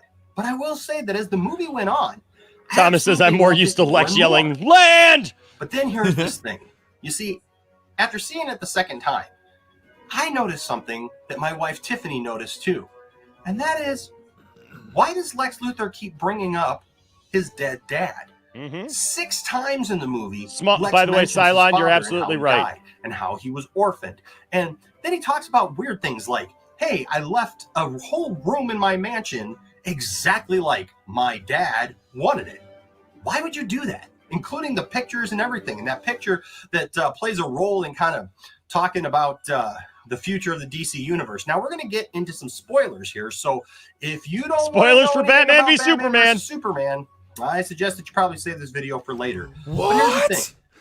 Lex talks about that, and he talks about that room that he left just like his dad's. He then goes on to try to share a drink with the senator and offers her this whiskey that he says was his dad's favorite whiskey. And then proceeds to drink it himself as if, hey, I really like it too. So this is kind of strange because that's all we hear about his dad. Just these one-off little comments about the Lex Luthor before Alexander Luthor, which Jesse Eisenberg is referred to a couple of times in the movie as Alexander. Why is that important? And why should that throw up some red flags to us? Well, here's why. Because if you're a DC Comics fan like me, you may remember that in the early 90s, before they killed off Superman in the Death of Superman storyline, that they actually had a whole storyline revolving around the death of Lex Luthor. God, I look like a completely different Lex person. Luthor was the Lex Luthor we all know and love back then. He was a bald, kind of overweight guy, billionaire, ran all kinds of companies, but was giving Superman all kinds of trouble behind the scenes. Nobody knew that Lex was doing all these things. Lois Lane was always trying to prove that he was. The Daily Planet was kind of trying to prove that he was secretly evil, but they could never, pin him down to it. So eventually, because Lex Luthor wore a kryptonite ring that he kept just in case Superman, came after him one day, Lex Luthor developed radiation poisoning and got cancer from the ring, from the kryptonite always being on his body. So after much time, well, Lex Luthor died. He died of cancer. And that's kind of a shock to those of us who were fans reading the comic books at the time, because how are you going to kill off Superman's number one nemesis right there in the comic? What comes after that? And so for the longest time, there was no Lex Luthor. They went on. There were other villains. There were other stories, but there was no Lex Luthor. There was nobody that took over the Lex Luthor empire, as it were, took over the company or was an heir, because he didn't have any children. But then something strange happened. And that was, there was a young man found whose name was Alexander Luthor, and he lived in Australia. He was found to be an heir to Lex, that he was a son that Lex had that nobody knew about. This Lex Luthor had long red witches. They're real. Whoa, wait. And they hate children. Wow. That transition was just jarring. He had long red witches. He had long red witches. Sorry about that, guys. Now, he did have a red beard as well, but he was from Australia. He was kind of a rugged guy, but he was a young, hip kind of guy. He was a humanitarian. He was somebody who came in, and once he was found, he came in and took over the company, took over everything that Lex had before, but he was going to point it in a new and positive direction. He even seemed to have a positive attitude towards Superman and was doing everything he could to help, even putting together like his own little personal army to help out in situations that arose in Metropolis. Until after a while, it was revealed to us that this Lex Luthor was no son of the original Lex Luthor, but that he was a clone of Lex Luthor, who Lex Luthor, knowing that he was dying, actually put his consciousness and mind into this new body. So this whole time that we had thought, well, hey, this is a pretty good guy, secretly and behind the scenes, he was doing some pretty drastic things, and we never knew it. But then as they revealed it, we saw more and more of those things come about. And then even Superman was privy to the situation after a while. And then came Death of Superman and things like that. So in watching Batman versus Superman, and we see these things about Jesse Eisenberg's character. I mean, he's got this long hair, he's young, he's hip, he's kind of this Mark Zuckerberg kind of billionaire type. Well, obviously, he wouldn't be a guy of the 90s and wouldn't be cool and hip by 90s standards if they were to kind of repeat that storyline today. He would be this young, hip, millennial type of billionaire. And that's what we saw in Batman versus Superman. So it started making me ask the question. Yes, they did, Barcelona. We didn't see when Lex Luthor died. We haven't seen a picture of him. He could very well have been alive at the time of Man of Steel. When everything was going down in Man of Steel, Lex Luthor Sr. could have still been around. All we know is Lex Luthor Jr. or Alexander Luthor, who's played by Jesse Eisenberg, he talks about being orphaned by his dad, but we don't know any of that situation. We don't know where Jesse's character came from. We don't know if he just showed up one day and took over for the older Lex, but he talks about his dad in just some very interesting and strange ways. So it got me to thinking, what if Jesse Eisenberg's Lex Luthor is actually a clone of the original Lex Luthor, and that is yet to be revealed. I mean, he's got the long hair. The long red hair is kind of a giveaway, plus the young hip thing that's totally out of character. And it was also reported that Zack Snyder actually had considered hiring Bryan Cranston to be Lex Luthor, and that Jesse Eisenberg came in to read for Jimmy Olsen. But then somewhere in the process, they kind of changed their mind and said, hey, wait a second, why don't we go in this other direction here with Lex that's totally different? Something that the fans probably wouldn't be expecting. But I say that because Zack took from a lot of different stories in Batman versus Superman. I mean, he took from The Dark Knight Returns. He took from the death of Superman storyline. He took from a lot of different storylines to put together Batman versus Superman. What if one of those storylines that he added was the death of Lex Luthor and the subsequent coming back of Lex Luthor as this younger cloned body? Just saying, I put a lot of thought into this, and I think that this could very well be where they're going with the DC universe. What do you think? Do you think it's possible, that it's plausible? I mean, were you reading comics back then? Do you remember the death of Lex Luthor's storyline? Do you say, Enosh, I think you're onto something there, and it could answer a lot of questions about this Lex Luthor? Or are you of the mind to say, no, I just didn't like it. I don't think that they're that smart to even pull something like that off, and I just totally reject it. Hey, whatever it is, I would like to hear your thoughts on this theory. Yep. I would like to know what you think about the possibility of Alexander Luthor being a clone of Lex Luthor and that being revealed in subsequent movies. Will you leave a comment down in the comment section? If you like this video, hey. No, I'm not going to. No, okay. Enosh, you convinced me, brother. You convinced me. I'm all in on that theory. It makes sense to me. That was just something that I noticed back then watching it. It just, but the thing is Dr. Fate heard me talk about it one day, and so since Dr. Fate heard me mention that, like in all of the streams that we do, or that he sees me in, he's like, Lex won't transfer his consciousness. I never said that it was for sure. But he kept saying transfer his consciousness into a Russian. But like, where did that come from? Oh, I don't know about the that. Russian family in Justice League. Yeah, I don't know. I don't know about a Russian thing. I don't know about the Russian thing. But by the way, hi Matt. What's up, going Matt? on? What's going on? I came in at the tail end of a fan theory video. So yeah, because it got brought up, and so by the way, ladies and gentlemen, for all those fan theories, if they get you blocked up, if all that, if you get blocked up on all that nonsense, and you're looking for a way to really clear things out, and you're willing to, like Silent Scotty said, maybe my theory was a little bit, too much nonsense for you, and you just can't seem to clear things out. Try it from our new sponsor, Doom Collects. When you have to go, but can't.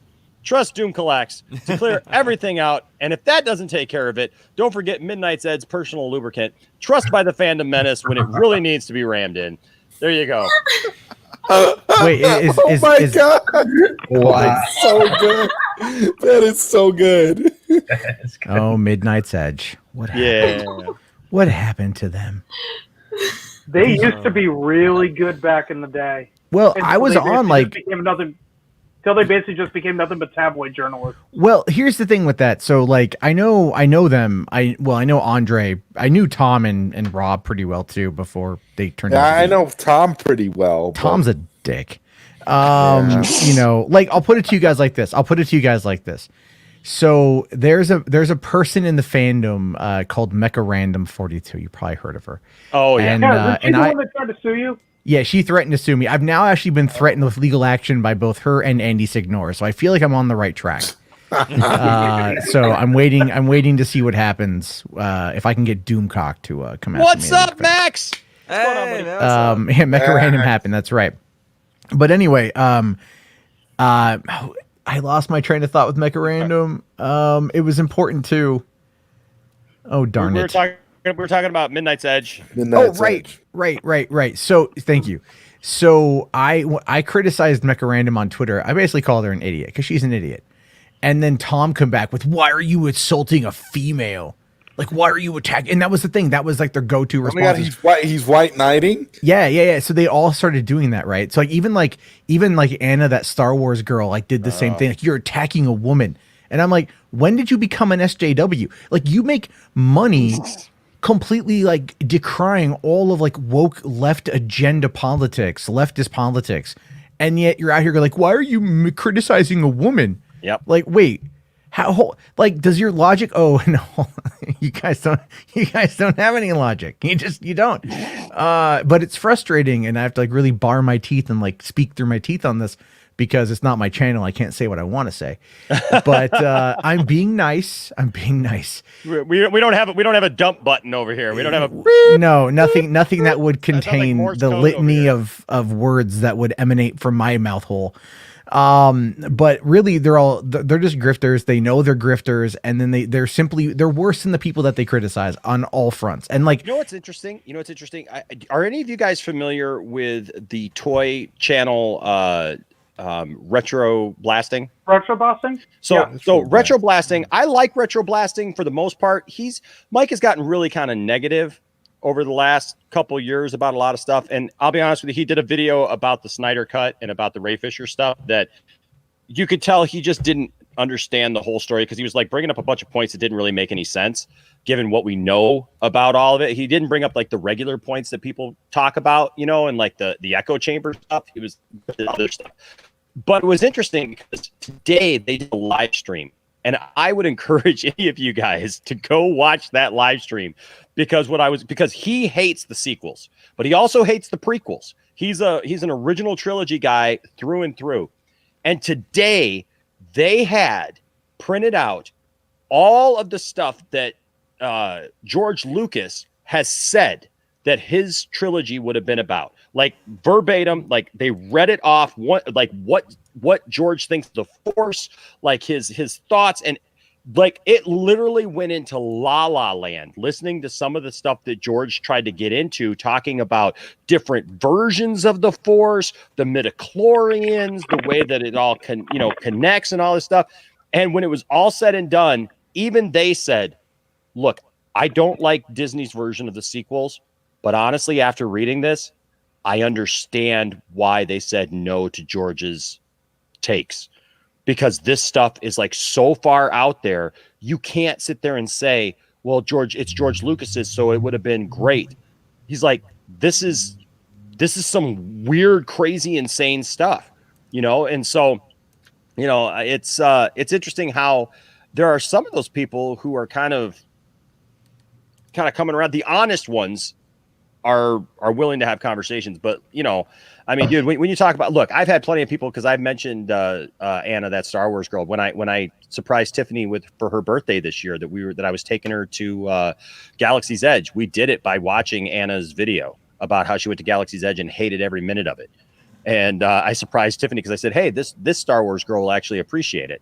And I took her to Galaxy's Edge, and it's just all negative. But I had people come at me. They're like, how can you say something about her and stuff? And look, I understand she went through a rough time a year or two ago. No. Okay. Well, hold on. I will say, look, I get it. She lost her sister, and that's a horrible thing to have to go through. And my heart goes out to her. My condolences to her and her family. But that doesn't mean that you can keep attacking everybody and keep attacking everything and think that you can hide behind that, as no one can ever comment on your content anymore that you put out there for everybody to see. Mm-hmm.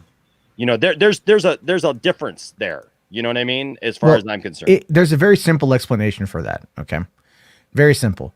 The defense levels that we see surround her are from a group of men who would love nothing more than to be the Han Solo to her Princess Leia, if you know what I mean. Mm-hmm. And I'm saying that in a very nice, polite way, because we all know what I'm talking about. And the thing is, it's true. When you see people like that, when you see people like that, now she's a talented artist. I'll give her that credit. I've listened to some of her videos. I don't find them to be that intellectual at all. It's just a lot of regurgitation of the same talking points we hear from more informed people. But but she was also used heavily as a shield by Jeremy, where every time there was criticism levied at him for being like the leader of the fandom menace, mm-hmm. he would go, but how can it be me? Okay, and it's got more subs than me. Nerdrotic's got more subs than me. How am I the leader? I don't even have the most subs. And it's like this weaselly defense where he hides behind her while constantly propping her up in order to, keep himself from ever truly having to answer for the crap that his audience does. Mm-hmm. And that's a lot of what they do. I mean, now at this point, those people are out and out practically ists, in my opinion. And it's just crazy to watch. I mean, honestly, it's not worth the time. Like, I don't watch any of their content anymore. Like, I just don't. I was hanging out with you. We watched a Doomcock video. That was literally the first one I had seen in probably like a couple years. Mm-hmm. Like, I just avoid it at all costs. I just don't want my brain plagued with that nonsense, because I'll tell you this. I have friends of mine that will hear this stuff. And this is what I talk about when I get angry at the grapevine. They'll contact me. A buddy of mine will call me. He's not an internet person. He doesn't have a Facebook, doesn't have a Twitter. He's not on the internet. He hates all of it. But he'll call me up and go, "Did you hear about this thing with Star Wars?" And I'm like, "What thing?" He's like, "Did you hear about these test screenings?" And I'm like, "Oh my God. Oh my God." And I'm like, "Dude, I love you. But no, this is not." And I have to go and I have to explain it to him. And he's like, "Yeah, but everyone on the internet's talking about it like it's real." I know. And I'm like, it's not real. This is fake news, but they package it in a way where they have absolutely shielded themselves from valid criticism because their audience is not intellectually valid enough to be able to actually call them out on their nonsense, because it is an emotional dopamine hit. They tell them what they want to hear. This is why I both love and hate conservatives, because there's a unification on that front, on that party, that the left doesn't have. The left doesn't have unification. The right has unification. And the messaging is so good on the right that they're able to make it work. Whereas the left is like, no, you know what I mean? Like, it's just, it never works.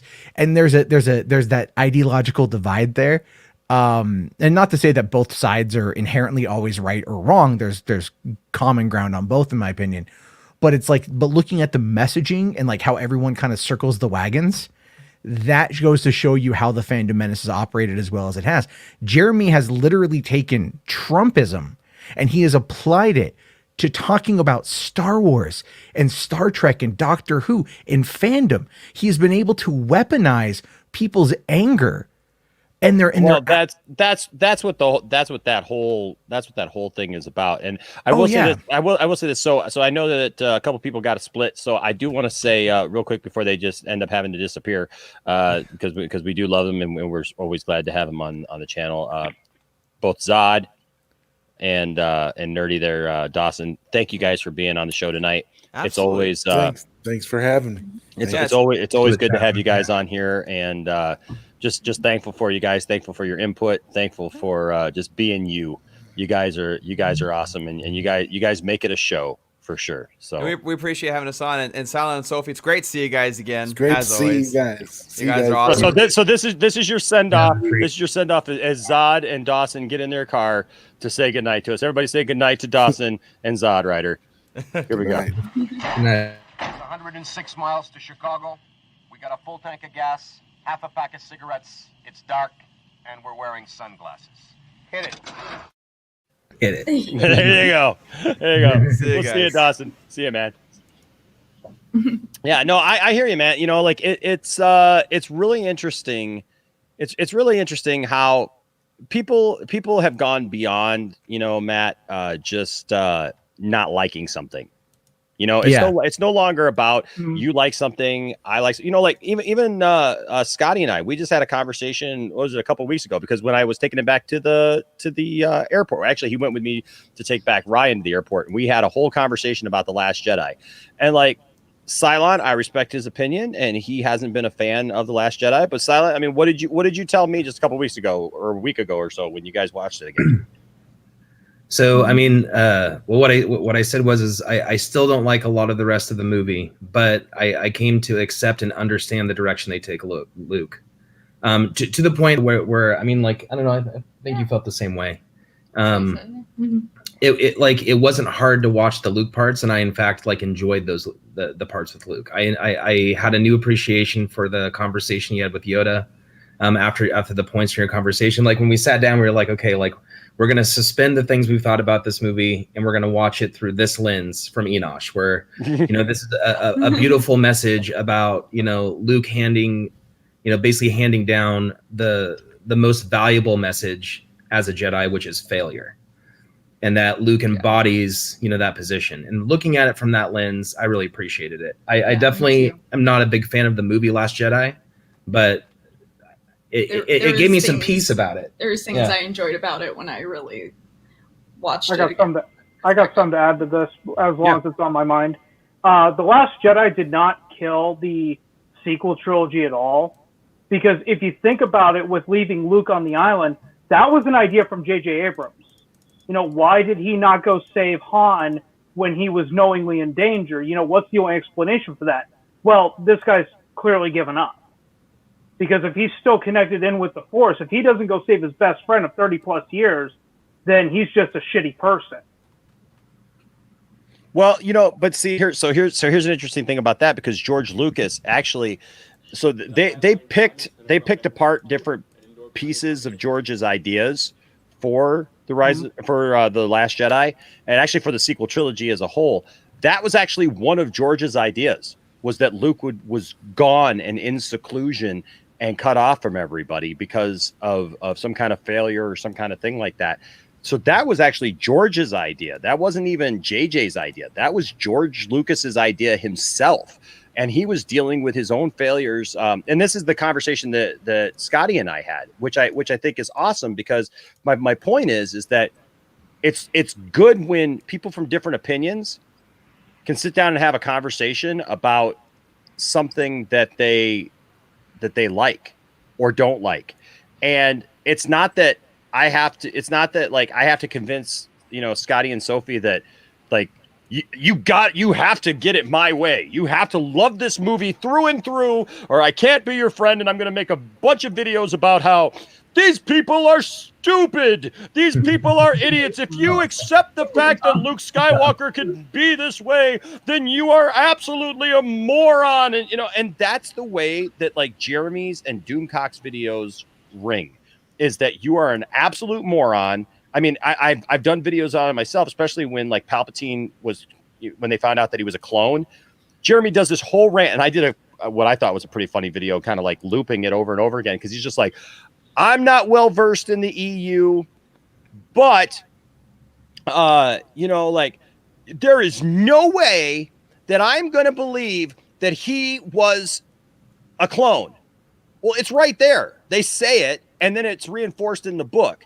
So and he's just and if you think that he's a clone, if you think that he was this, whatever, then you're a moron. You're an idiot. You're stupid. Well, once you start calling people names like that, you totally just cut off all conversation.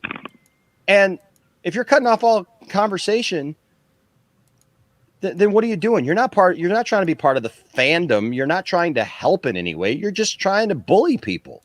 And so that's my problem. So I love the fact that it was what, 5, 6 in the morning, and Scotty and I are driving back, man. And Scotty's just like, hey, what do you think of this? And I'm like, here's my thoughts on it. And then I showed him a video that I had done on it, even that he had missed. And we just had this conversation. And so then for Scotty, for you to hit me back and tell me that you guys, you and Sophie had watched it, and you'd watched it in a little different way. It's not that you got to agree with me about it, but when you said, hey, you know what, we saw this part in a little different way, right? That brings a smile to my face. And there's a lot of things, guys, that I haven't liked before, that people have told me about something, and I'm like, oh yeah, okay. Real quick, Ryan gave a $2 super chat and says, I told Matt about PLW. What? This Matt or which Matt? Did he tell you about Poindexter Lounge Wrestling? Oh, yes. Yes, he you? did. Yes, he did. Okay. I didn't quite get the acronym. Okay, yeah, PLW. PLW, okay. Poindexter Lounge Wrestling. Yes. We had fun with that. So that's Ryan was on the show earlier this week, and there was a lot of people in the chat, and I was showing old videos of stuff that I did when I was younger. And then somehow wrestling came up. We were talking wrestling, and so I just started to show. I was just going to show a clip from it, and we ended up watching both episodes of Poindexter Lounge Wrestling, which if you don't know what Poindexter Lounge Wrestling is, it's action figure wrestling where the outcomes are not known because anything can happen. And so we script some of the drama. So you would like that, Jarbo, because there's like there's a lot of cool, what ifs in there. He-Man taking on Hulk Hogan, kind of like Celebrity Deathmatch. Yes, it's you know what it is. It's basically Celebrity Deathmatch meets Robot Chicken. But it's not meant to be taken seriously. Like it's all green screen stuff. It's me throwing action figures at each other. But like Tiffany and I actually do the commentary. So like we're dressed up. I've got a suit on and like a bow tie. And in the first episode, because it's our inaugural episode, we have a battle royal with everyone and royale, I should say. And like we got our mics, we got our headsets. We do it like it's a real wrestling event. And so the thing is that it's been on the channel for a while. But a lot of people found it for the first time this week and like really enjoyed it. Now, like everybody's like, because part 2 ends on a cliffhanger. And so everybody now is like, what happens next? And I'm like, well, I know in my head what happens next. But thank you, Ryan, for sharing that with Matt. It's fun. It's stupid. It's something that I just threw together and not everybody's going to like it. But you know what? Well, what's really funny is that would have had a big place on the internet back in 2007. Yes. That kind of thing. Yeah. Yeah, so like back then, a lot of people don't know this, but Microsoft was actually trying to move Xbox Live specifically, into content creation. They were trying to, and they did for a while, feature shows that they paid for. A lot of it was like news and stuff, and commentary or game reviews or tips and tricks. But they put together this $100,000 competition with the New York Film Festival, where they wanted to try to find the next irreverent comedy that they could put onto Xbox Live. And so I actually came up with this concept, kind of similar to yours with this commentary, but mine was called Deathmatch 360. And the idea was to have like Halo or like Gears of War at the time, or other competitive multiplayers. This is before esports blew up. Okay. And then to have very colorful commentary, kind of in the vein of Most Extreme Elimination Challenge. Yes. Oh my gosh. Do you guys remember that show? I love MXT. We had it hosted by Sock Puppets. Oh, I love you guys even more. Oh yeah, give me the fist bump. Yes. Oh yeah. Do you want to see the absolutely terrible pilot I made? Yes. Okay, Yes. I think we should. Yes, I do. I actually did not submit this because I had lost footage literally within hours of having to send it. Oh my god. Off to the film festival. So I never actually submitted it. However, the one that won, that got the $100,000, it was so bad. I really do think that was like such a low produced or a low submitted contest that they just had to give it. They gave him the $100,000 and then they never picked it up. But I think had I actually submitted mine, they would have maybe given me the money to make it. Because I would have hired writers. Because my friend and I, we did this thing and it's pretty terrible. I just got to find the video here. This is from 2007. And okay, hold on here. While you're looking for it, I got to show you guys. So this is my my PSA for the week. When you have a Star Wars bathroom and you've got Pez dispensers up on light fixtures, be careful when you put in brand new halogen light bulbs. No. Oh wow! I'm in the restroom one day this week, and we had 2 of our lights were out. We had 3 lights, right? So we've been going off of 1 light for the longest time. So nobody's even thought about it, and I had them resting up there, and all of a sudden, like I smell this smell, and I'm like, "The heck is that?" And it's just this burning smell. I'm like, "What the heck?" And of course, I look up, and this just collapses and falls over, and yeah. This Sith Trooper Pez is no more, and then I had 2 more. One was an original Stormtrooper from a while back, but their feet were just bent up just a little bit. But this guy, he did not make it, and I had to scrape the remaining plastic off of that. But yeah, so be careful, folks.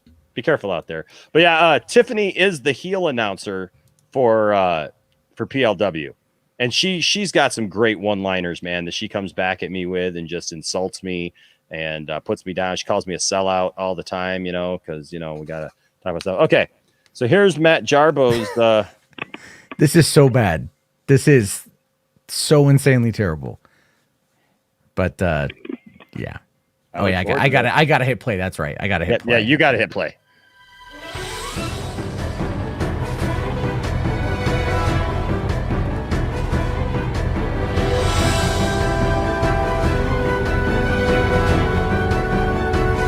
This is from like 2007, by the way.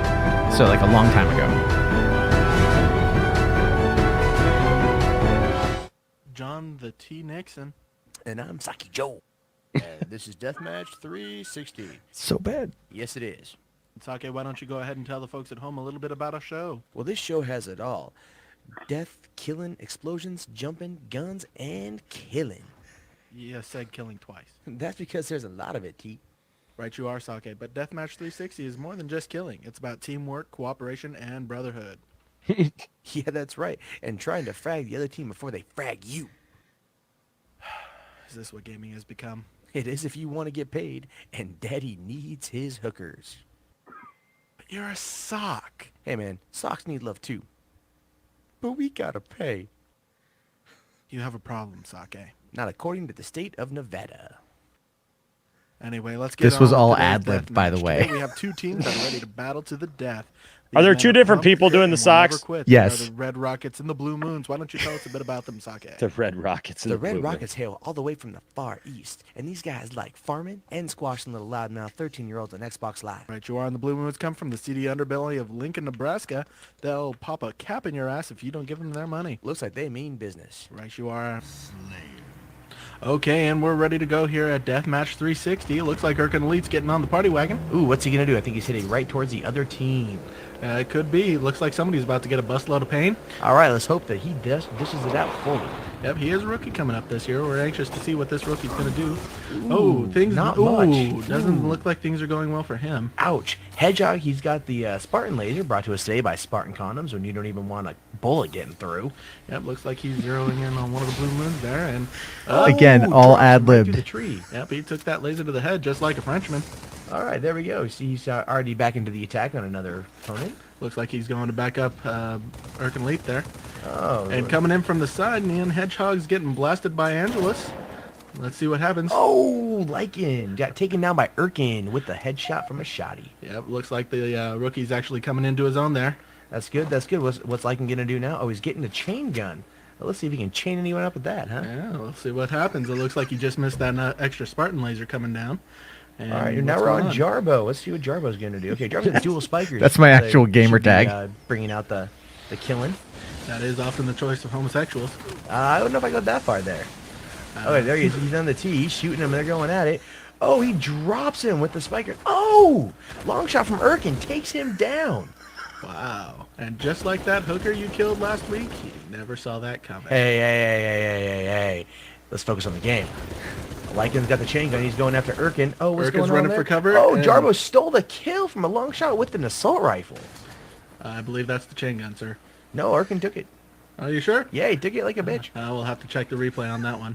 Mark, like the co-host is Erkin, by the way. It's effectively known around here at the studio. The rocket launcher. Oh, there he is. We see one of the Blue Moons crossing the path down there. He's going to sneak up on him. Oh, firefight going on. What's going on here? Oh! Angelus takes a rocket right to the crotch, down and out. Not good. Now it's up to Jarbo. He can evade while he's invisible with the used active camo that our studio scored from down south.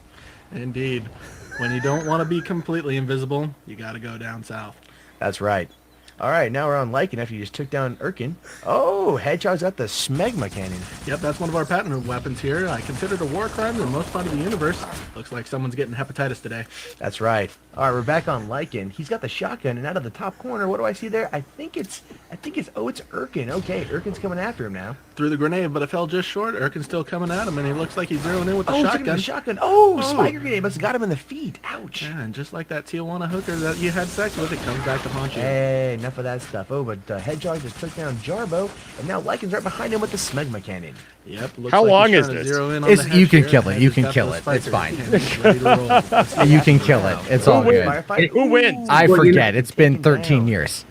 But I can tell you guys how I made it though. I can because how I made it was actually really interesting. So all the footage was collected from the Halo 3 beta during the summer of 2007. And that was back when you could actually start recording your gameplay and then sending it to people. So I just played with my friends. So that was some old friends of mine. And then I had them send me the footage, and I captured it using my old mini DV camera, and then uploaded it, then cut it together. And then Marky and I sat down in my room with my little lapel microphone because I didn't have anything else at the time. And so we just started like riffing this audio commentary, like one take, because I had to get this out the next day.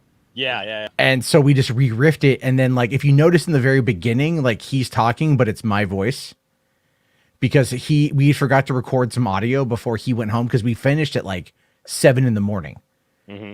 And then I realized that we had forgotten a lot more stuff. And so I just I got disheartened and like just didn't finish it and went to bed. And then I went back like about a week later and I kind of added it all together. It's a funny concept in theory because for the old machinima stuff from 2007, I'll show you one more. This is actually this is only less than a minute. And while you're getting that, Dr. Fate here with $1.99. Thank you so much, man. You're awesome, Dr. Fate. Says, Enosh, what part do you think Green Lantern's story in Justice League will be? Man, that's a hard one. I've never really bought any of the theories about, what's his name coming back, Ryan Reynolds. Like, I don't buy that. I'd have to see that to believe that. No offense against Grace Randolph or anybody else. I would have to see that to believe it. I don't know what, we've heard a couple of ideas that Kilowog and, who's the beat guy? I can't remember his name right now. Oh my gosh. I know somebody's going to come up with it. You guys know who I'm talking about. I heard that they're supposed to be in it. They're supposed to come down, be looking for somebody or whatever. I just don't know what to expect. I'm really hoping that it's going to be, Hal Jordan and maybe Jon Stewart, maybe to springboard them, into their own buddy cop movie that we've heard about. And I think that's one of the reasons why we're probably not going to get to see, we're not seeing them in the HBO Max show for Green Lantern that's coming out because they've omitted them. So I'm hoping that it's Hal Jordan. And, I'd even be happy with some Jon Stewart in there. But I don't know what part in the story they're going to play. Obviously, if they're going against Darkseid, it's a galactic story. Yeah, Toma Ray. That's right. That's Dr. Fate. You're right. Toma Ray. Thank you. I just couldn't remember what it was right there. So I figured that if Green Lantern is involved, it's part of that cosmicness of this movie. And I think the Green Lantern is what can take it into space. Just like Guardians of the Galaxy kind of took the Marvel Cinematic Universe into space and beyond. That's what Green Lantern does for the DC universe. Even though Superman I know is from space and all that stuff, it's still that takes it, one step further. So, all right, you got that? We're good to go. Okay. All right. This is a joke commercial I had made using Machinima. I was trying to get into it back in 2007. So here we go.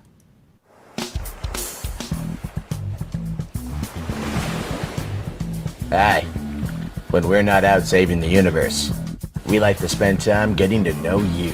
That's right, it's 1-800-SPARTAN, the only place in the galaxy that these genetically modified Lotharios can get to know you. So, what's it like to kill an elite in the heat of battle? It's sexy. Call 1-800-SPARTAN and you're guaranteed to have a great conversation. You might just meet your soulmate. It sure is beautiful up here. Yes, you are. Thanks, 1-800-SPARTAN. Coming soon, 1-900-GRUNT-LOVE, 18 and older. Yeah, so there you go. That was some dumb shit that I made. Leave it to Jarbo. I was going to ask, was there a Griff ball in Halo 3? I know it was in Reach. I think it originated in Halo 3. That's what I was thinking. Like, I think your idea would have been amazing with Griff Ball. Like, probably. I was just like trying to figure out because I was trying to figure out how to capture footage and then manipulate it. Like that was me doing everything. So even at the very end there, when like both characters are walking, that was me controlling both characters at the same time. Right. And then I had called this girl. That was funny because I knew her and she was actually on a date with Marky, who was a co-host of the last thing.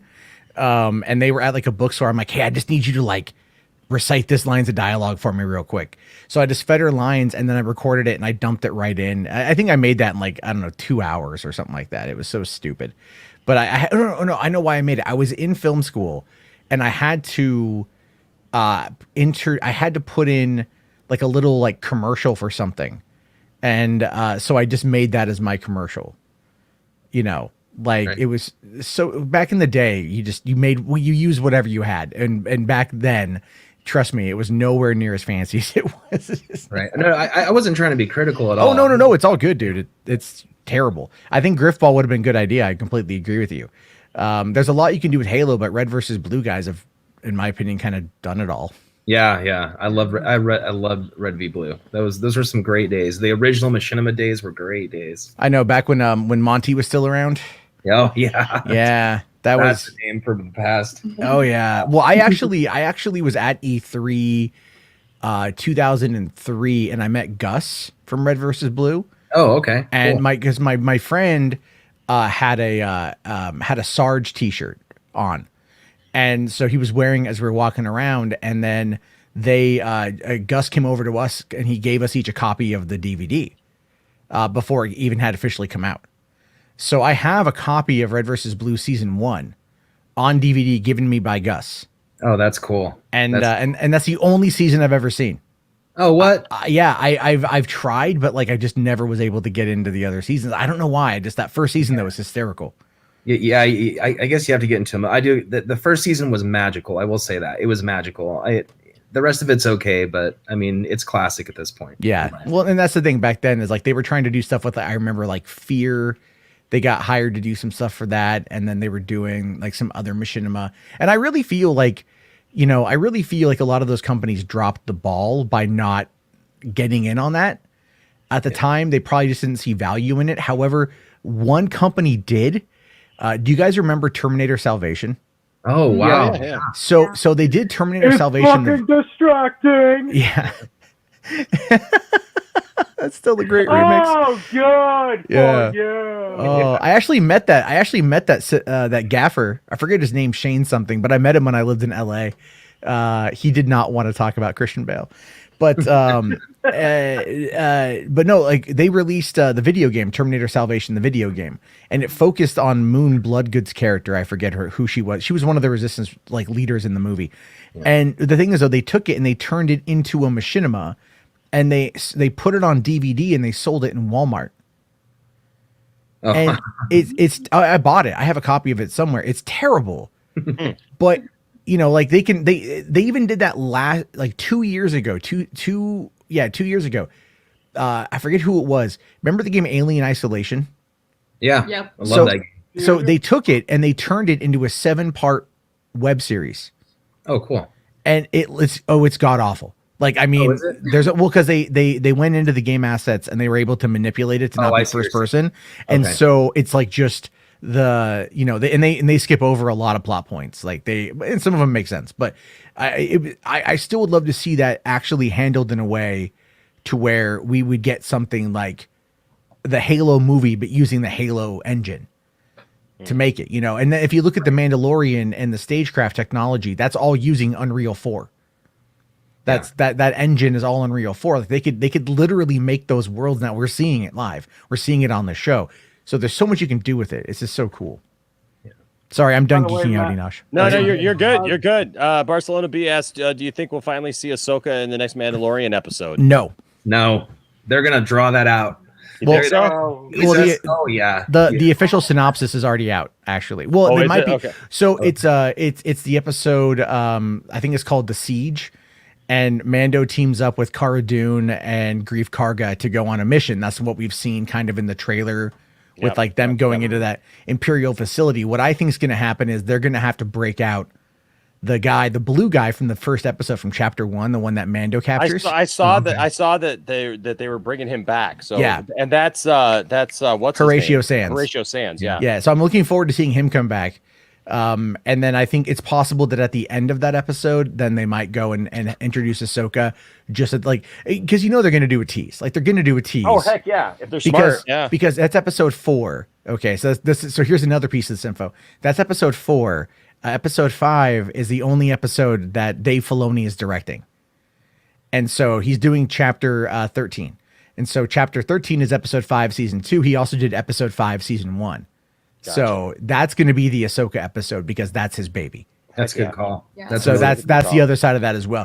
I met a guy tonight. I delivered some food to a guy, and he's got like this like really cool Star Wars like sweater on, and I'm like, "Oh, dude, love the sweater, man. Are you watching Mando?" He's all like, "What's that?" What? And I'm like, "The Mandalorian? Like Baby Yoda? What?" And then the guy, I was all like, "What? You gotta check that out, dude. It's cool." Then here's actual footage of a recreation of what I would have done had I been at that door. Who are you supposed to be?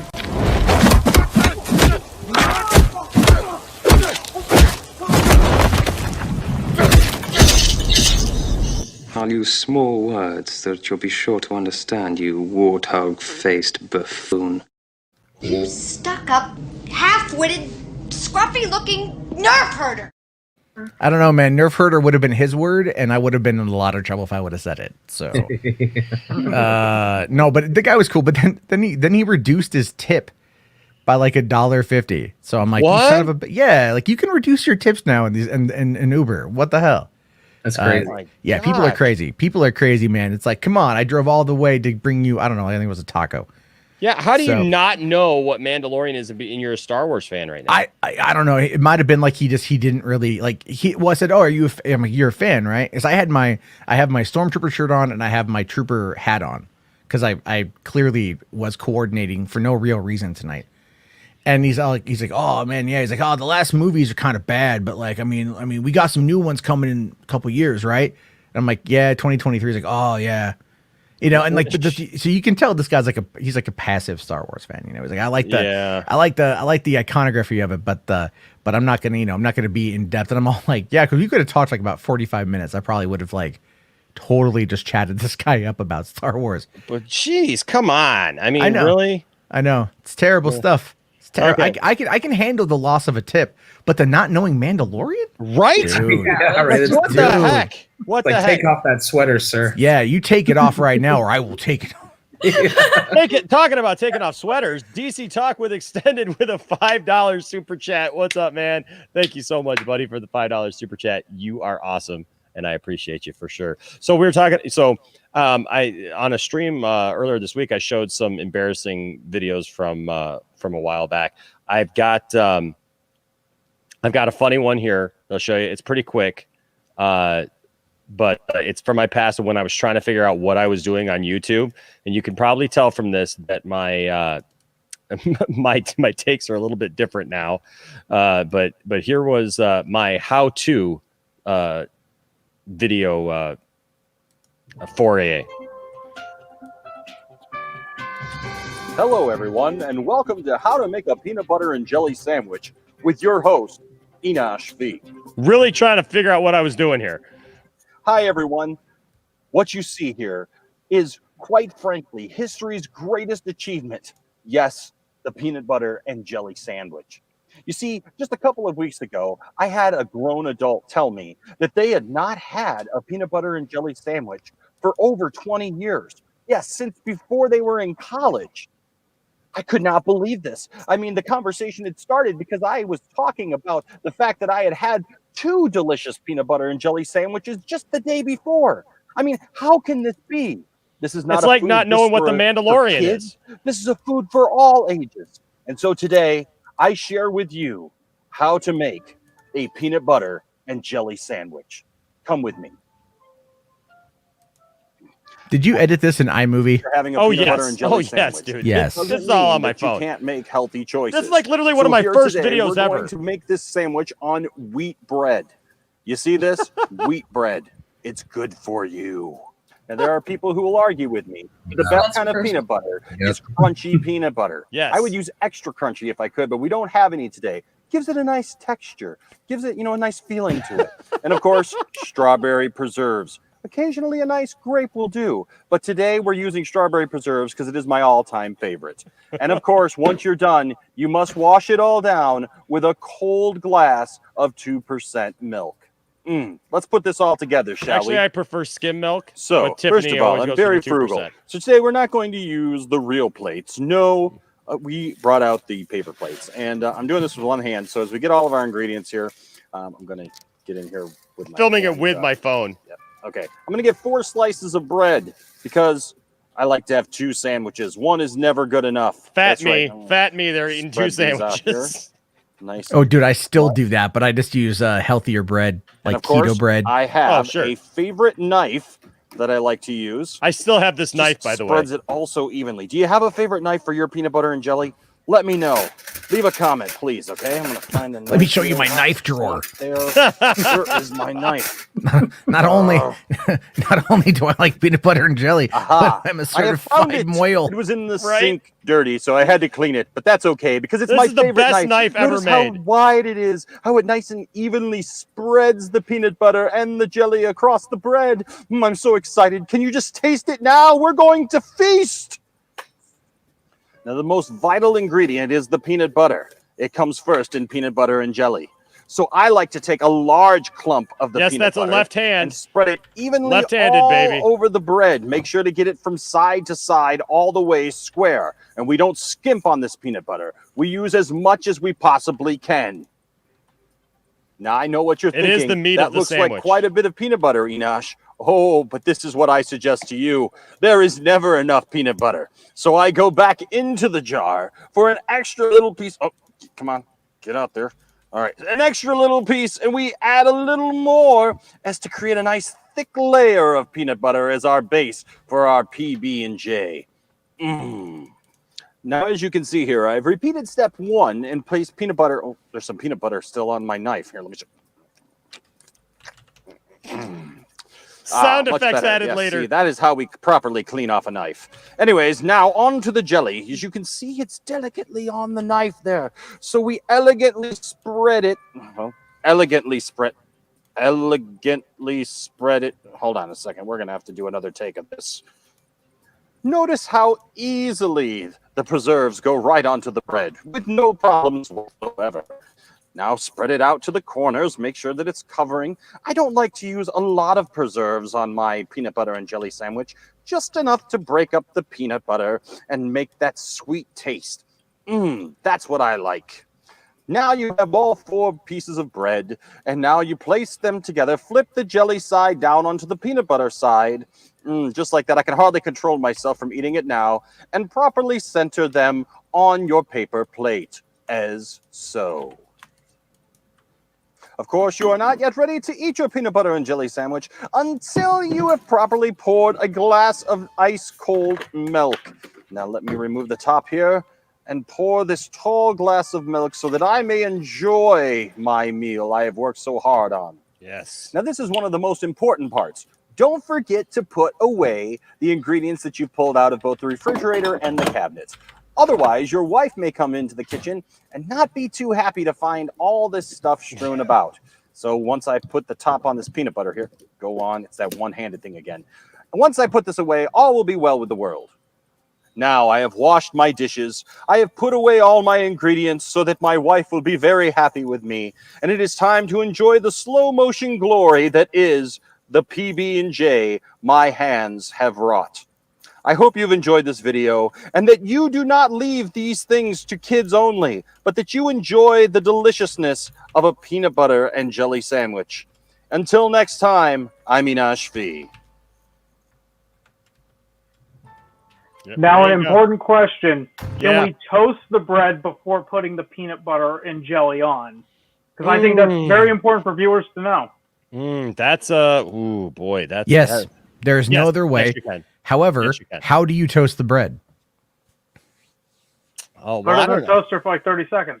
No. Well, you can't. I'll tell you that. I learned this like 10 years ago, and it's changed my life.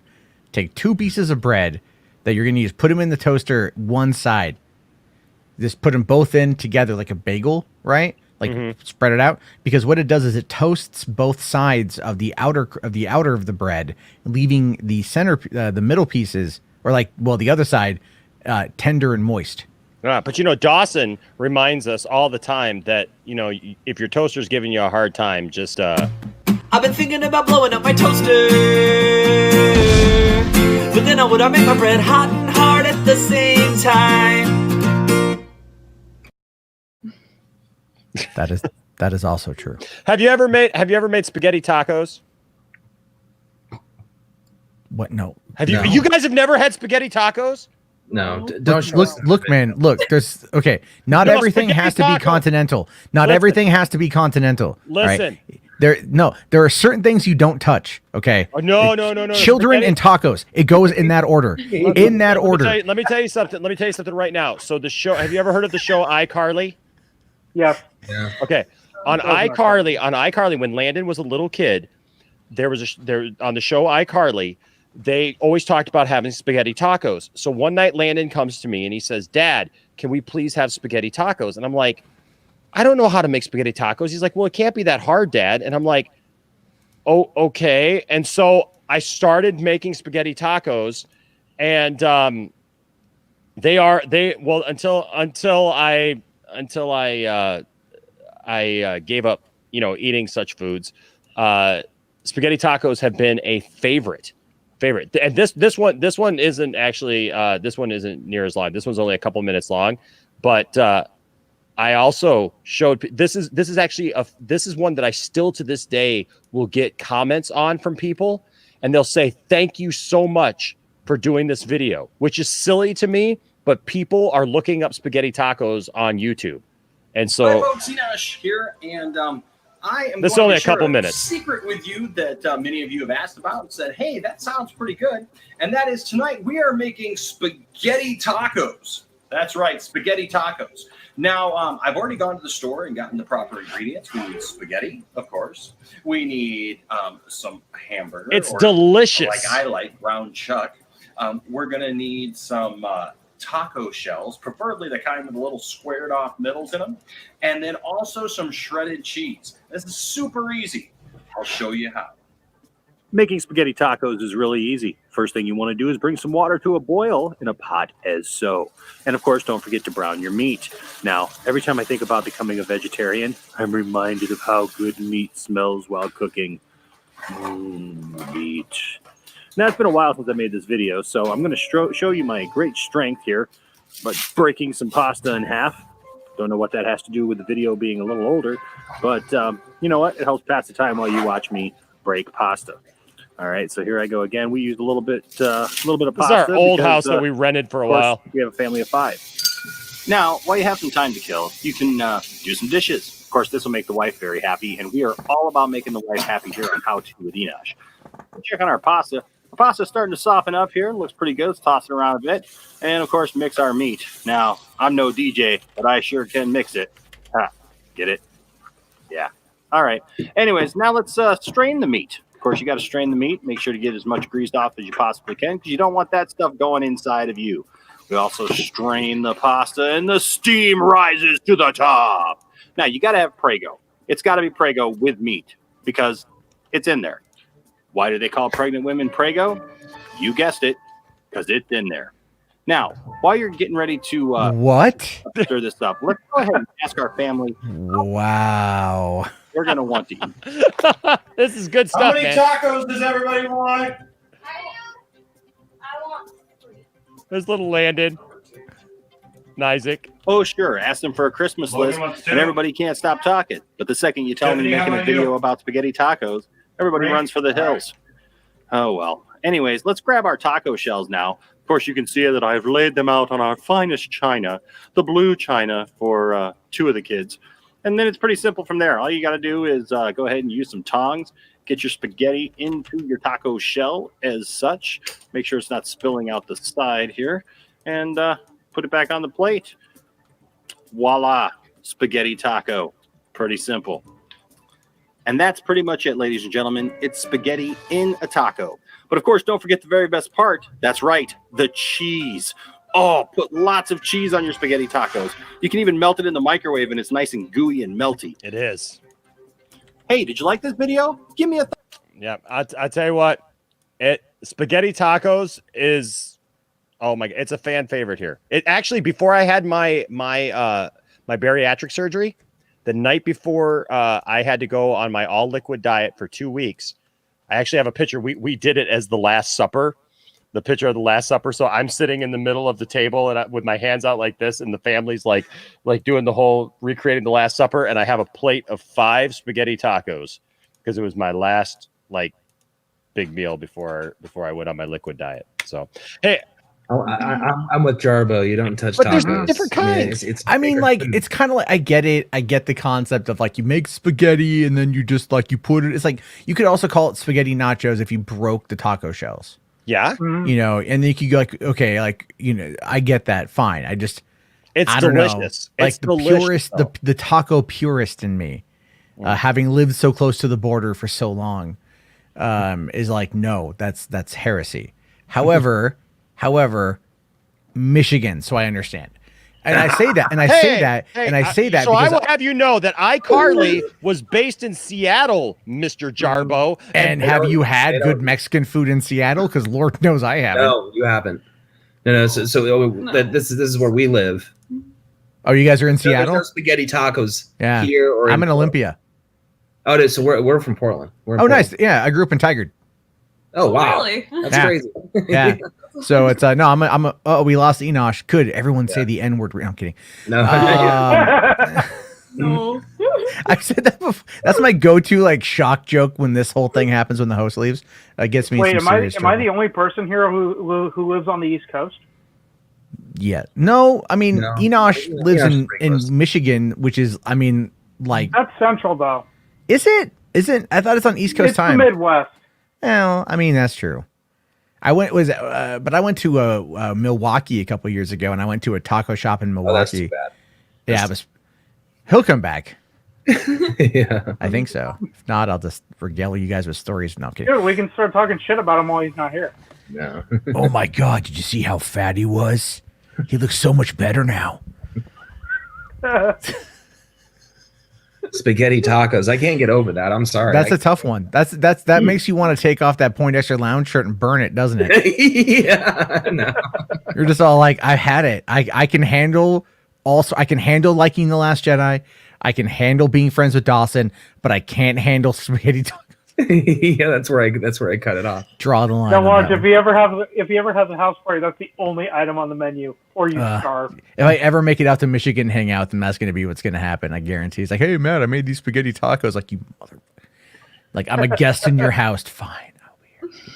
That's really interesting, though, because we've liked your content for a while, and really like your sentiments and your attitude and stuff, like that brand of sarcasm and all that, and it's because you're from the Pacific Northwest. I think there's a lot of that. I grew up watching a lot of British comedy. Yes, so exactly. I have friends who are from Britain. They're like, you have very sensible, you have very British styles of comedy. I'm like, I grew up watching PBS, dude.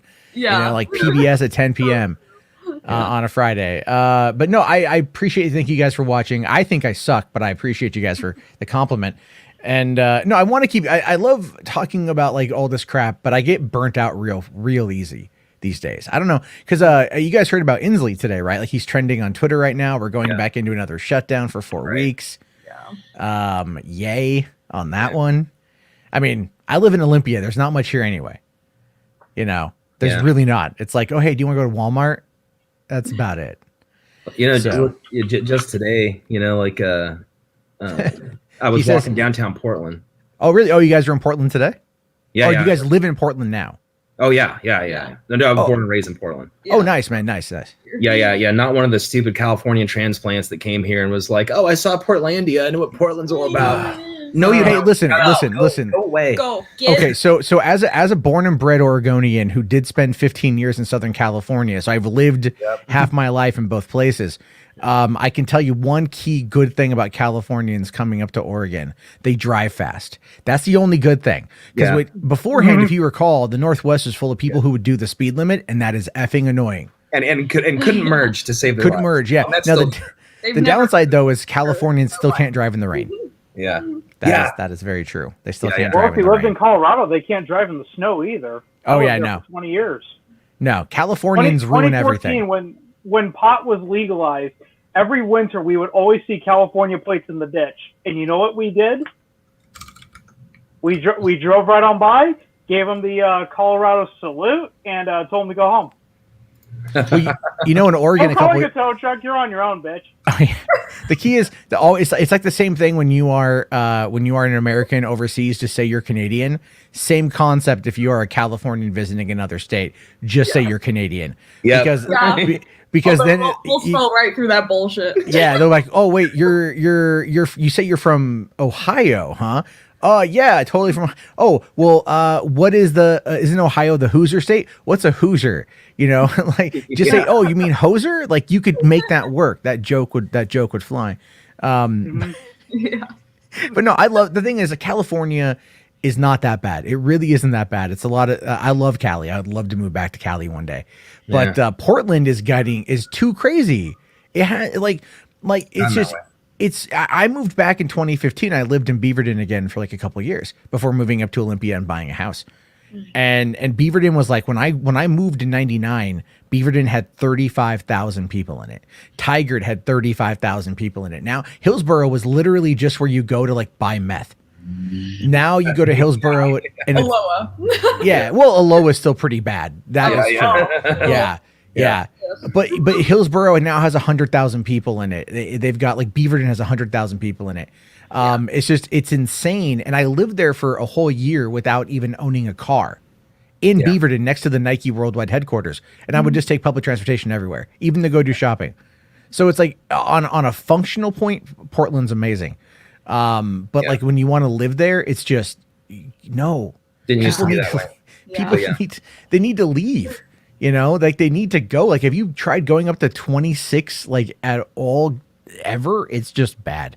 Yeah, there's no winning on 26. Oh, yeah, it's always bad. But I was gonna say, like, I was walking downtown, because like I was with somebody who hadn't been in Portland for like 2 years, and today was like their first day walking around, and I was like, I'll walk around with you, but it's rough.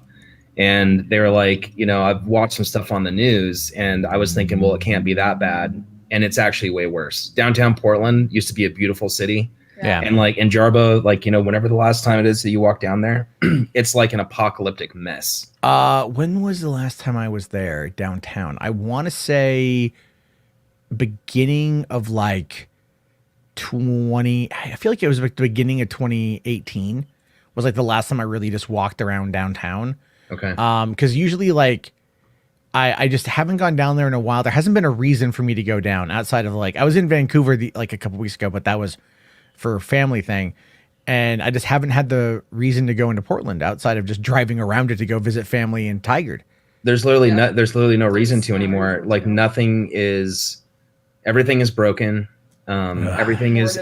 How the hell did Ted Wheeler get reelected? I don't know. Well, he was running against an insane person. Oh. You had like Chavez on a dress. So, well, I don't know if that's going to be any better. But she only lost by like 2 points. Oh wow. So he narrowly won. I don't know. Here's as far as politics, like I'm a lefty politically speaking, but like even in Olympia here, it's just like, oh my god, okay, like knock this crap off because it just ends up getting to be like because Portland is like I always feel like I have to defend Portland, like as, being that I was born and raised there. I love the city. The city's fantastic. The people there are great. There's a lot to do. It's got great, public transportation. I mean, the homelessness problem was an issue, but then with this whole, the protests for the last few months, it just kind of, every time I tune on, the news, it's all like Antifa in Portland. I'm like, that's actually the thing that like I can debunk. And it's really frustrating because when you like watch the media, but when you see, it's not Antifa. It is the homeless. That's the problem. Oh yeah. Is that, like we have a huge homeless problem. We have a mayor that, likes to go on TV and likes to go on Twitter and say how much he wants to help it. But then he ends up just draining every fund that's erected to help the situation right into his own general funds. And without any sort of like oversight or any consequence. And yeah, like this is what happened. We had a lockdown. All the working class like evacuated Portland. The homeless had nobody to panhandle to, literally, and then they started breaking windows. Every window. That is the No thing to like. exaggeration. No exaggeration. Like every It's window on the destroyed. first floor is broken. Yeah, I should take a trip down there and go check it out. That's I'm only 100 miles away. It's not that bad. But listen, we might be bumming people out though. I just want to be clear on that one because it's like these are, and I'd like the conversation, No but pun intended, right, Matt? Yeah, no, sorry. We're just waiting for Enoch. I thought we were just no, it's very like, look, outside. This is the thing though, is like there's culturally speaking, like all culture is kind of shut down. So you know, it's like there's like, even when it comes to talking about movies on YouTube now, it's dead. It's just effectively dead. Why do you honestly? I think because of the shutdown is one of the reasons why everyone is still talking about Justice League. Like my timeline is just full of Justice League commentary all day, every day. It's like, how is there? We haven't seen anything yet. What are you guys doing? You know. But then I get it. They want to see it, and they want to. There's nothing else going on. It's just driving people batty. Hey, Obelisk, we actually need to go here soon too, but I was going to wait till I didn't want to leave before Enoch comes on. It's Yeah. If you guys got to go, I can hold the fort down. I mean, I have to like record some stuff myself, but I can hold the fort down with everybody. If you guys have to bounce, I understand that. We do need a bounce, but hey, it's been cool chatting with everybody. You Obelisk and you Jarbo. It's cool that we're Pacific Northwest brethren. Yeah. Awesome. So, well, we'll catch you sometime on one of your streams or Enoch's. Yeah, I'm around all the time. I just have to. I also do a true crime podcast, which is what I'm just prepping for right now. Oh, cool! Because I like murder. I feel like it's what not in like a. It's a psychological thing. Not that I want to like Fascinating. Yes, I find it to be quite fascinating. The human condition is interesting. Watching Ghost Adventures. It's just like fascinating. Yeah, you're like, oh, that person was dead, and now they could potentially be hanging around here. And I'm like, that person definitely is dead, and I'm looking at their autopsy photo. Right? No, I'm kidding. Actually, what I do is I do a contemporary take on what's going on. So I look at like what cases are happening right now. Oh, cool. And there's some stuff that doesn't get a lot of widespread attention, but is absolutely effing wild. You know, and that's kind of what I look at. I'm in this one Facebook group with like almost 190,000 people, and it's mostly women, and they're mostly Karens, but they're the good kind of Karen, and there's such a thing. I call them the Karen Detective Agency, because the rules of the group are simple. Like, do not do anything. Like, do not go to people's pages and comment. Do not inject yourself or insert yourself into anything. So what they do is they watch and they discuss, but they archive everything.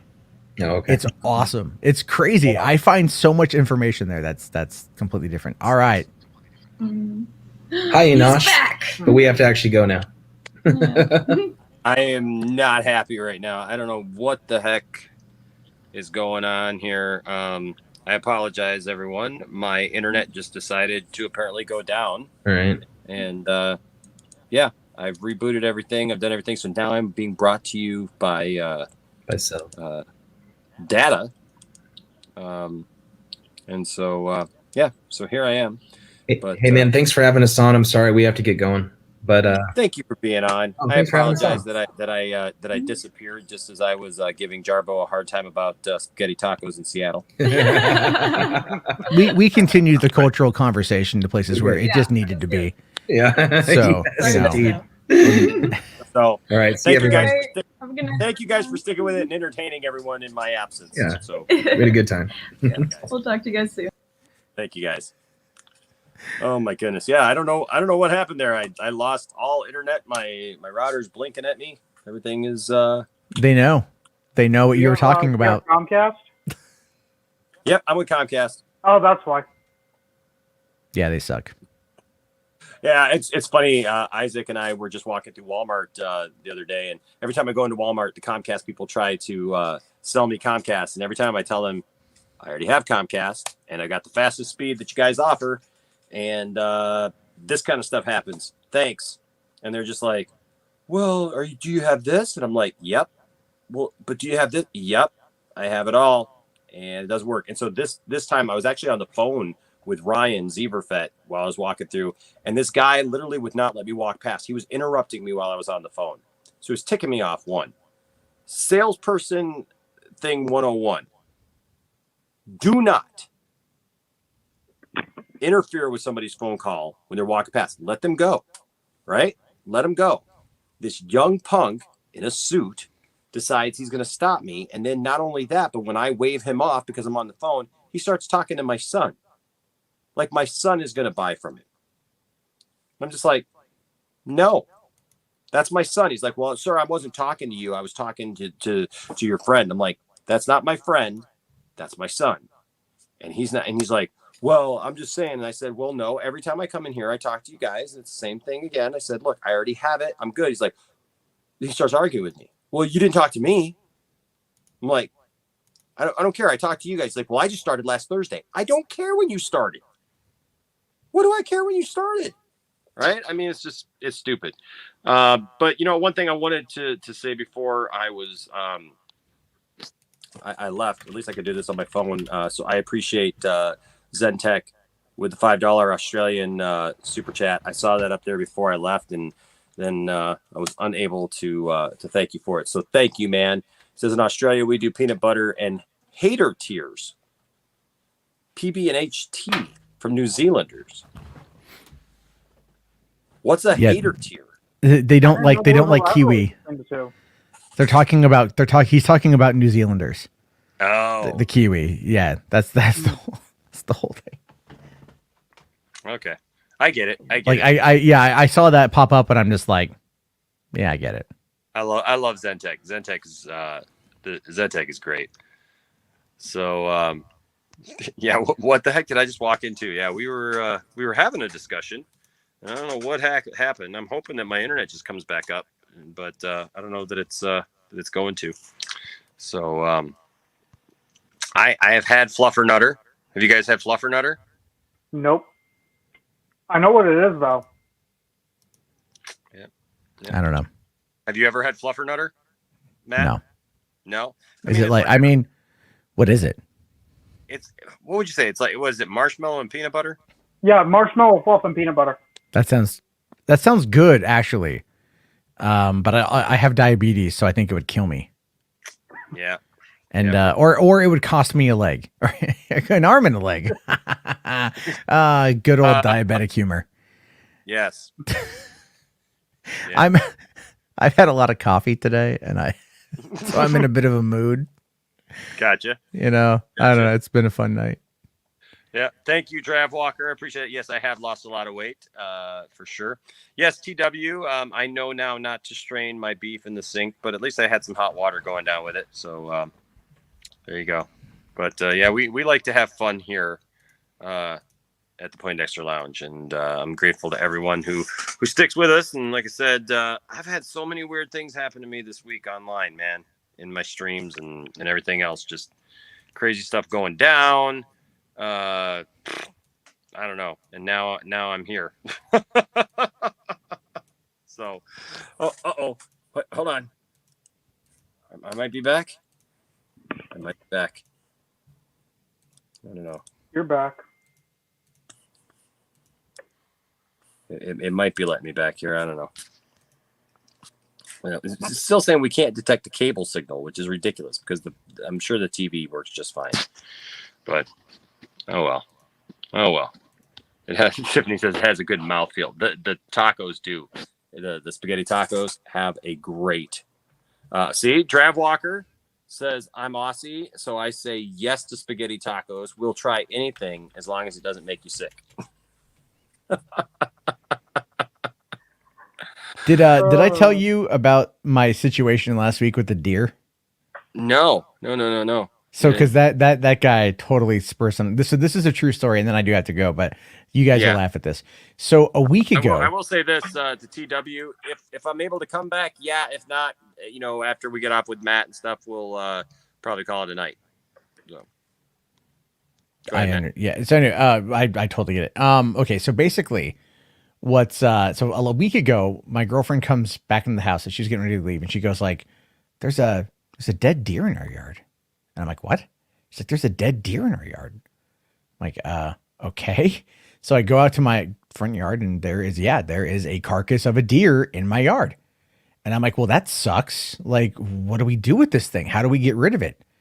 So I look into it and I start calling around, and I call a private contractor who says that he could remove it for $230. So some jerk hits a deer and then pushes the carcass onto my property. And I'm not happy about it. And so then I contact the city, and the city goes, we can come and get it. It just has to be on city property. And I'm like, well, it's a couple feet on my property. And she's like, yeah, you're going to have to drag it to the street. And I'm like, that's disgusting. But okay. When can you guys come?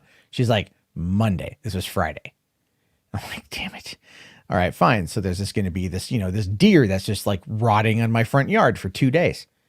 So I go out there and I take put a pair of gloves on, and I grab it by its hooves and I drag it to the shoulder where it is clearly on city property. This is on the other side of my neighbor's trash cans. So, but it's still effectively like right at the edge of my property, but also city stuff. So then I go to bed. Saturday morning, I wake up and I go out there to go run an errand, and I look, and the deer had been moved. Someone moved the deer back on my property. Seriously? Seriously.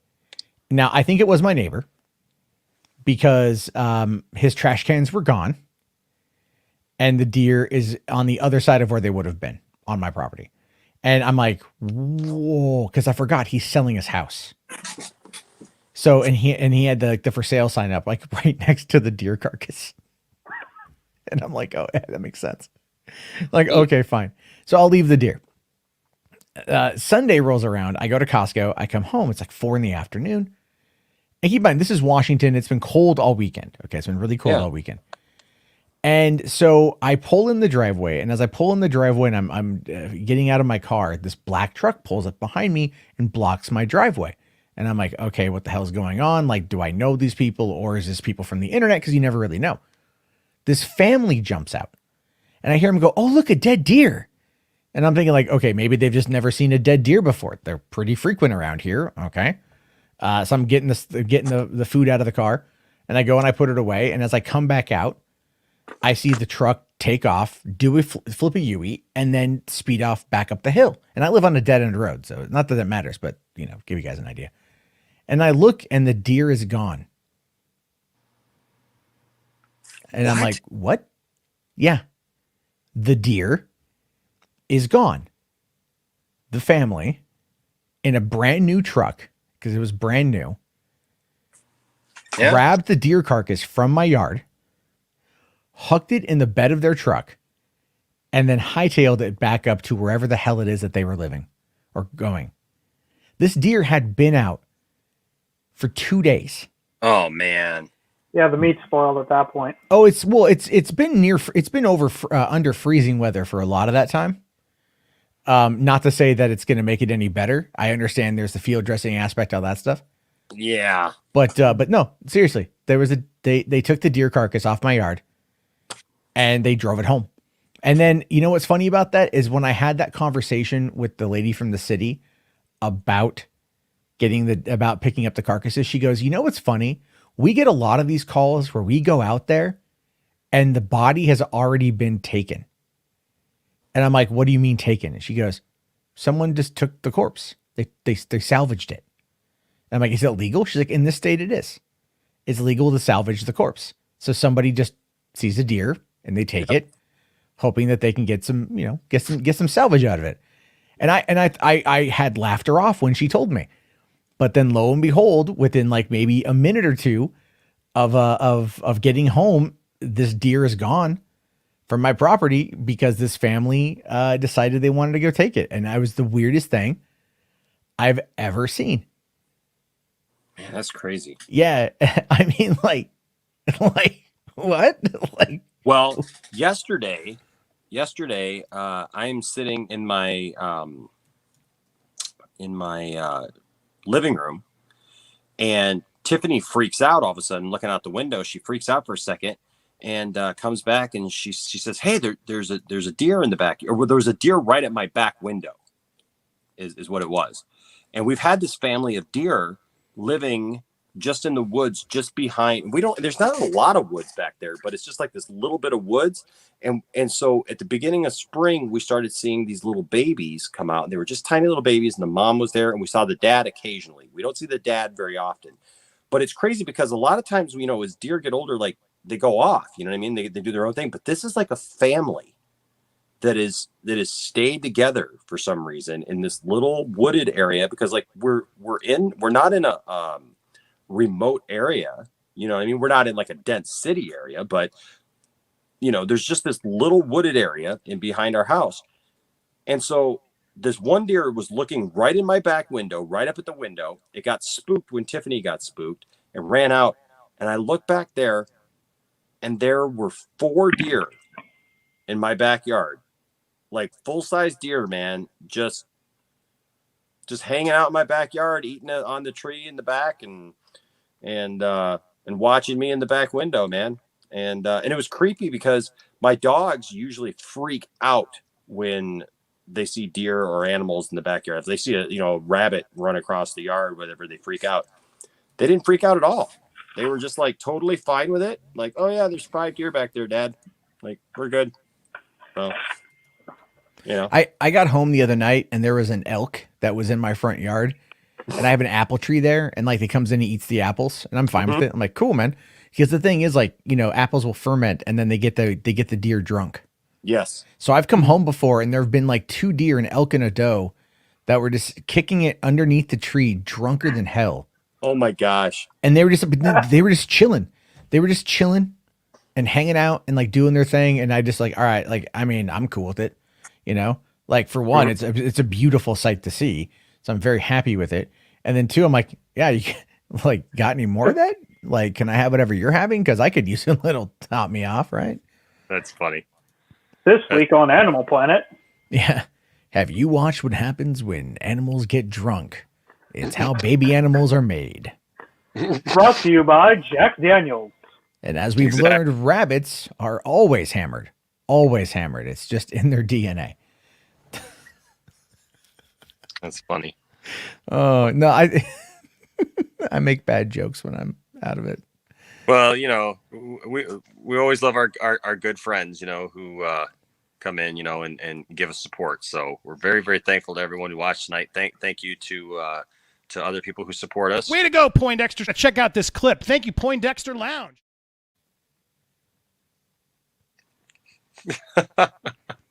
Oh, I thought that was like your outro. No. Oh, okay. No. Like, Apparently I can't hear that. Did you guys hear that at all? I could hear it. It came out of nowhere. I'm like, what? Wait, what? Huh? Like, What's Andy Signor doing here? Yeah, like he shouldn't be here. There's logic on this channel. Exactly. Exactly. Well, hey everybody. Yeah, my internet doesn't look like it's coming back, so I don't know what's going on. There might be an outage here in the area or something like that. But you know what? It's okay because we're coming up on 3 hours on the stream anyways. It's 2 hours 57 minutes. So thanks to everybody who was on. Thank you, Matt, for stopping by. I always love when you stop by, Matt. I always feel like I derail everything. No, so, man.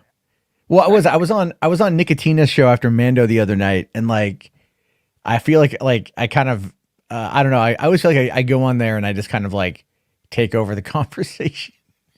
They say the same thing about me, man. You know what? It's just we got stuff to say, and yeah. Well, that is true. You do take over the conversation, and that's fine with me. I'm 100% okay with it because and that's it's the same content. thing with you, man. It's the same thing with you. Like you and I are both the type of people like we've led stuff, we've led our own things long enough, and we know how to fill space, right? Yeah. Which is different than I think some people because well, speaking of like Andy once told me when I did talk to him that one time, he said, like, well, sometimes you just make stuff up because, you got to fill space. And it's like, well, you don't just make stuff up. You don't just like spout a bunch of garbage, like say something intelligent. There's some people who can keep a conversation going, keep a stream going. Like, like when my internet goes down and you guys can just step in and you keep a conversation going and keep things going until I come back, and so I'm fine with that. And that's how I am. So you and I are both like that in the aspect of we've been doing this kind of stuff long enough that we can keep a conversation going. Yeah, I always feel like, but I do feel bad. Yeah. Well, I feel bad because like I don't ever want to take over the conversation, but like I know that in this, I'm not like bragging or whatever, but I have like a dominant personality on a lot of these things. And like, and I've been doing it for so long. I wonder if there's like I don't want to say like an intimidation or whatever, but like, me well enough to know that like, I just chill, like I just chill and chat and stuff. Like that's it. So, like that's how I view it. But I always feel really weird going to other people's channels because I always feel like that happens, I guess. Like, I don't know. I think I'm just excited to be here, and that I just want to like talk and have fun. Well, I'm always excited to have you here, Matt, for sure, man. I love having you here, and oh, what's going on? I lost a bunch of stuff. Hold on a second. Sorry. It's all happening. Actually, real quick thought that you may want to make a video on this tomorrow. Frank Oz came out and defended Ryan Johnson, right? No. Yeah, he did. I don't know. I'll post it here. I'll post it in the private chat for you guys to check the private stuff. This was a few hours ago. Some guy like Frank Oz came out and defended Ryan Johnson. It's insane. I don't even think I can see the private chat here. I'll DM it to you on here. I'll just DM it to you right now. Yeah, DM it to me, man, because it's in our group chat on Twitter. But yeah, yes. There you go. Yeah, I just saw it there. Yeah. Oh my gosh, dude! If that's true, no, it's 100% true. I gotta talk about that. I'm looking at the tweet right now, and it's from. I mean, the thing is, like, as much as I did not like The Last Jedi, I can respect the hell out of this because I feel like when you have actors or other creatives that come out and defend the work and defend the creative entity, even if you don't like the creative, what they've created, but to defend the creative entity is something we need more of because, it's like as creators ourselves, we put a lot of heart, believe it or not, into our work. Whether or not you agree is up to you, but to have it all just dismissed under one thing or whatever can be demoralizing. And then to have other people come up and go, no, like this person does good content. I support them. Like it's nice to see. And so I can support, plus it's Frank Oz, man. If Frank Oz came out and defended me on anything, I could die happy at that point. Heck yeah, man. I'd be like, oh my God, it's the guy who did Spies Like Us. I know above Yoda and Kermit, I love Spies Like Us. Dude, so what about I will agree with Frank Oz on one thing. Ryan Johnson is a good director, but I won't give him on the fact that he's a good writer. I've never been a fan of Ryan Johnson as a writer, but as a director, he's really good. I agree with you. I think his work on Breaking Bad was second to none. Especially with the I don't want to spoil it. It's been like 7 years. I loved his work on that. And if he comes on to do an episode of The Mandalorian, I'd actually be really excited to see what happens. To be honest with you, I honest to God I think it would be a spectacular episode. It's like, who knew Bryce Dallas Howard could come in and give us that episode from the other night? Yeah. And you're like, that was, wow, Bryce. Like, I didn't even, know that it was her. And then of course there's that great Apollo 13 homage. Yes. And it's like from her father. Yeah. And it's like following in Daddy's footsteps. Well, there's a story she told on the making of The Mandalorian. It was a brief little anecdote where she talked about when she was a kid, she went to Japan with her father. And she went to a dinner with her dad, George Lucas, and Kurosawa. Oh my gosh! And she just mentioned it briefly, like she didn't elaborate on it at all, which I would love to know more, because I'm like, just sitting in a room with Ron Howard, George Lucas, and Kurosawa. Just let me be a fly on the wall just to hear that conversation. Who knows what it could be? It could literally be about the most inane things on the planet, but it would be so fascinating to hear what they have to say. Heck yeah, it would be. Or because I mean, if clearly Kurosawa didn't hate Star Wars, even though it was heavily influenced by his work. If Lucas is going to Japan and having conversations and dinner with Kurosawa and stuff, like they were buds, that's crazy Matt, to me. Do you know which Kurosawa movie that was? It was Hidden Fortress. Yep. Yeah. I mean, everyone knows like the Seven Samurai or whatever, but and that's been done so many times, but Nah, Kurosawa, man. Like when I was in film, well, I was in international film in high school. We watched some Kurosawa films. It's been a long time since I've seen them, and I need to go back and watch them again now that I have a deeper appreciation Sure. for that kind of filmmaking. Because when you're a kid, you don't know, Yeah. like you don't look at like the camera moves that like Orson Welles did in Citizen Kane and appreciate them when you're like 17. You go like, man, this movie's boring because it is. But then you go back, you watch it as an adult, and you're all like, ooh, that was cool. Yep. You see things that you didn't see before because you're heightened. Yeah, it's like for me, Godzilla. I'll leave after this, I promise. But like after I saw Godzilla 2014 at an early screening, we screened it early at my drive-in, and all the employees showed up because we were all big Godzilla fans, and none of us liked 2014 Godzilla right away. It just underwhelmed because we all wanted Bryan Cranston and we wanted to be more fighting, and it just didn't happen. Sure. So I wasn't a big fan of it. But then like a couple days later, my girlfriend's like, well, hey, do you want to go see Godzilla? And I was like, I already saw it, but yeah. I know you want to go see it. We'll go see it. I don't know what it was about seeing it in the theater versus like the drive-in, but like I was on the edge of my seat the entire time. Really? Yeah. It's not like, I mean, like when that guy was like, let them fight. I'm like, yeah. And I already knew what was going to happen, but I was like in it. It like completely changed my perspective. Got you excited. Even though I knew what was going to happen and everything, and I still love Godzilla 2014. I think King of Monsters is a better movie. But I still love 2014 for what Gareth Edwards set up. So, I mean, sometimes it requires multiple viewings to see something to better understand it, or to grow as a person, to better understand maybe the mindset of what the director was in at the time, or to listen to them talk about it, because then you get to see like the little tidbits that go into the filmmaking process. And that's again why I like this Frank Oz thing, because as a writer director himself, he knows the process. And he says that, that writers and directors are not there to fulfill the audience's expectations. And that is true.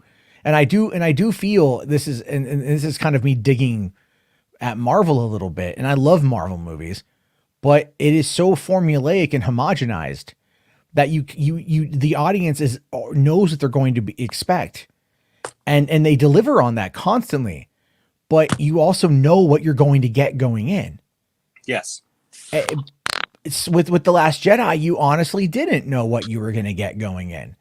Yep. And it subverted expectations, not in the best way for everybody, not for me specifically, but other people out there really seem to like it. And I'm trying to find that avenue to like look at it from a different viewpoint, to be able to see more of what Johnson was going for and hopefully appreciate it more. Because I don't like not liking a Star Wars movie. Sure. I just don't like it. I also don't like not liking a movie. Like, there's movies out there that are bad, but I don't like the fact that I don't like them. Because I feel like for me personally, like having lived and worked in LA and worked on a bunch of stuff over the years, like people go when, I know what it takes to make a movie. I've been there on the ground and I know what the dedication is. And so when I go in and see anything, I'm like, let me find something that is going to be good, because there's got to be something here that's good. And I go in wanting to be entertained. I don't go into something going, this is going to suck. I go in, even Ghostbusters 2016, which I had very low expectations of. I went in there like, please be good. Please let me be wrong. Please let me be wrong. And I went in with as open of a mind as I possibly could. And I tried to like it, and I just couldn't. But I still, like, deep down, part of me is like, if they're going to do something someday, they're going to do something someday that's going to redeem that movie in some capacity. Because I think we're now at a point where, like, that could happen. With, like, the Snyder Cut and everything. I really feel like that could happen. Like if Paul Feig, I've got a 4-hour cut of Ghostbusters, I'm like, release it. I'll watch it. I will. I'll watch it. It's going to be probably, I don't know. But if you stand by your 4-hour cut of this movie, and you think that this is the non-studio interfering Paul Feig cut that Ghostbusters fans need to see, then I will watch it. I will go in with as best intentions as I possibly can. Because like, I was going to say something. You made a comment about Last Jedi subverting expectations. I would argue that's not a good idea for a franchise movie, sometimes you need to put in what the audience expects. Otherwise, you're going to piss a lot of them off. Well, yeah, and you don't also do it on the. If you're going to subvert expectations, do it on the first part of a trilogy, not the middle, and not even and nowhere do you do it on the third. You don't subvert expectations on the third. Well, you know what? I've said it before, and I'll say it again. Last Jedi is one of my favorite Star Wars movies of all time. I think that honestly, if you look at what The Last Jedi does, it doesn't do all this subverting of expectations that people claim it does. It actually upholds and supports the ideas that came before it, to me, in the original trilogy, and even some in the prequels. There's a lot of thoughts and ideas that are put out in The Last Jedi that I feel are natural progressions that I have now become a firm believer that fans need to just go to a movie. They need to stop acting like we're entitled to a version of a movie of any kind. I don't care if I am a fan. Look, you guys know I'm a huge fan of all this stuff, man. I got thousands of dollars invested in Star Wars stuff. I've got all different kinds of properties and things, and I've got my own opinions about it. And having opinions about stuff is fine. Going to a movie and saying, you know what, I didn't really care for this aspect or that aspect or whatever is fine. But this idea of, I went to go see The Last Jedi, I demand that Luke Skywalker be this awesome Jedi master who can tear down Star Destroyers out of the sky and do all these awesome things. And that's the only Luke I will accept because it's my version of Luke. And if I don't get that, I'm going to whine for 3 years and complain and boycott everything and end up ruining it for everyone by boycotting Solo literally 6 months later, which is a decent movie and did not deserve that outcry of disrespect. It's a bunch of whiny babies. Well, I mean, like, I was outraged when I saw it. And I didn't like it. Why the outrage? Here's what I'm saying. Like, I think because Superman Returns. I was not happy with Superman Returns, but I saw it 3 times in the theater, and every time I've seen it, it took literally me meeting Brandon Routh and talking with Brandon Routh about his ideas about Superman that made me see his movie differently. Because I will be honest with you, I absolutely hated Superman Returns for years. Okay? But I would state my opinion, right? I didn't call for the whole thing to be boycotted or torn down or whatever. And that's my point. When I say that it's a bunch of babies, I'm not just saying the casual person who says, hey, I didn't like The Last Jedi, right? That's not who I'm talking about. No, I know who you're talking. I know who you're talking about. I know exactly who you're talking about. Who launched campaigns and were demanding that this wasn't my Luke Skywalker. Look, I've seen so many videos. They're still making videos, even just these casual posters who, don't have huge, stupid, helmets on and stuff, that they sit there and they go, they just put out a bunch of rhetoric. It's not actually thought out. They can't give reason. They can't point out why. They repeat stuff now because it's all on automatic pilot now. And they just say stuff like, oh, Disney has been absolutely disrespectful to Star Wars and disrespectful to George Lucas and disrespectful to Luke Skywalker and disrespectful to Han Solo and Princess Leia and all these characters that we love. This apprehensible, and they've totally destroyed it and they've torn it all down. And it's all on autoplay. Yeah. Because they can't sit and have a conversation about, hey, I didn't like this about Luke in this movie. What do you think? Because it's if I have a different opinion than them about Luke in that movie, I'm an idiot. I don't know anything about Star Wars. I'm stupid. I've just had a conversation this week that I accidentally got into on Instagram where I was told that by people who don't know me, they don't know nothing about me, they don't know anything about me at all, and these people were calling me a moron and that I must have never seen a Star Wars movie if I can even think for a second that the sequels were any good, that there's any redeeming quality in the sequels. And I'm sorry, but people like that are a bunch of whiny babies because you know what? Nobody owes you anything going to see a movie. When I plop down my money, I'm going to see a movie. I can come out of that movie and go either I like that movie, I didn't like that movie, maybe I need to see that movie again.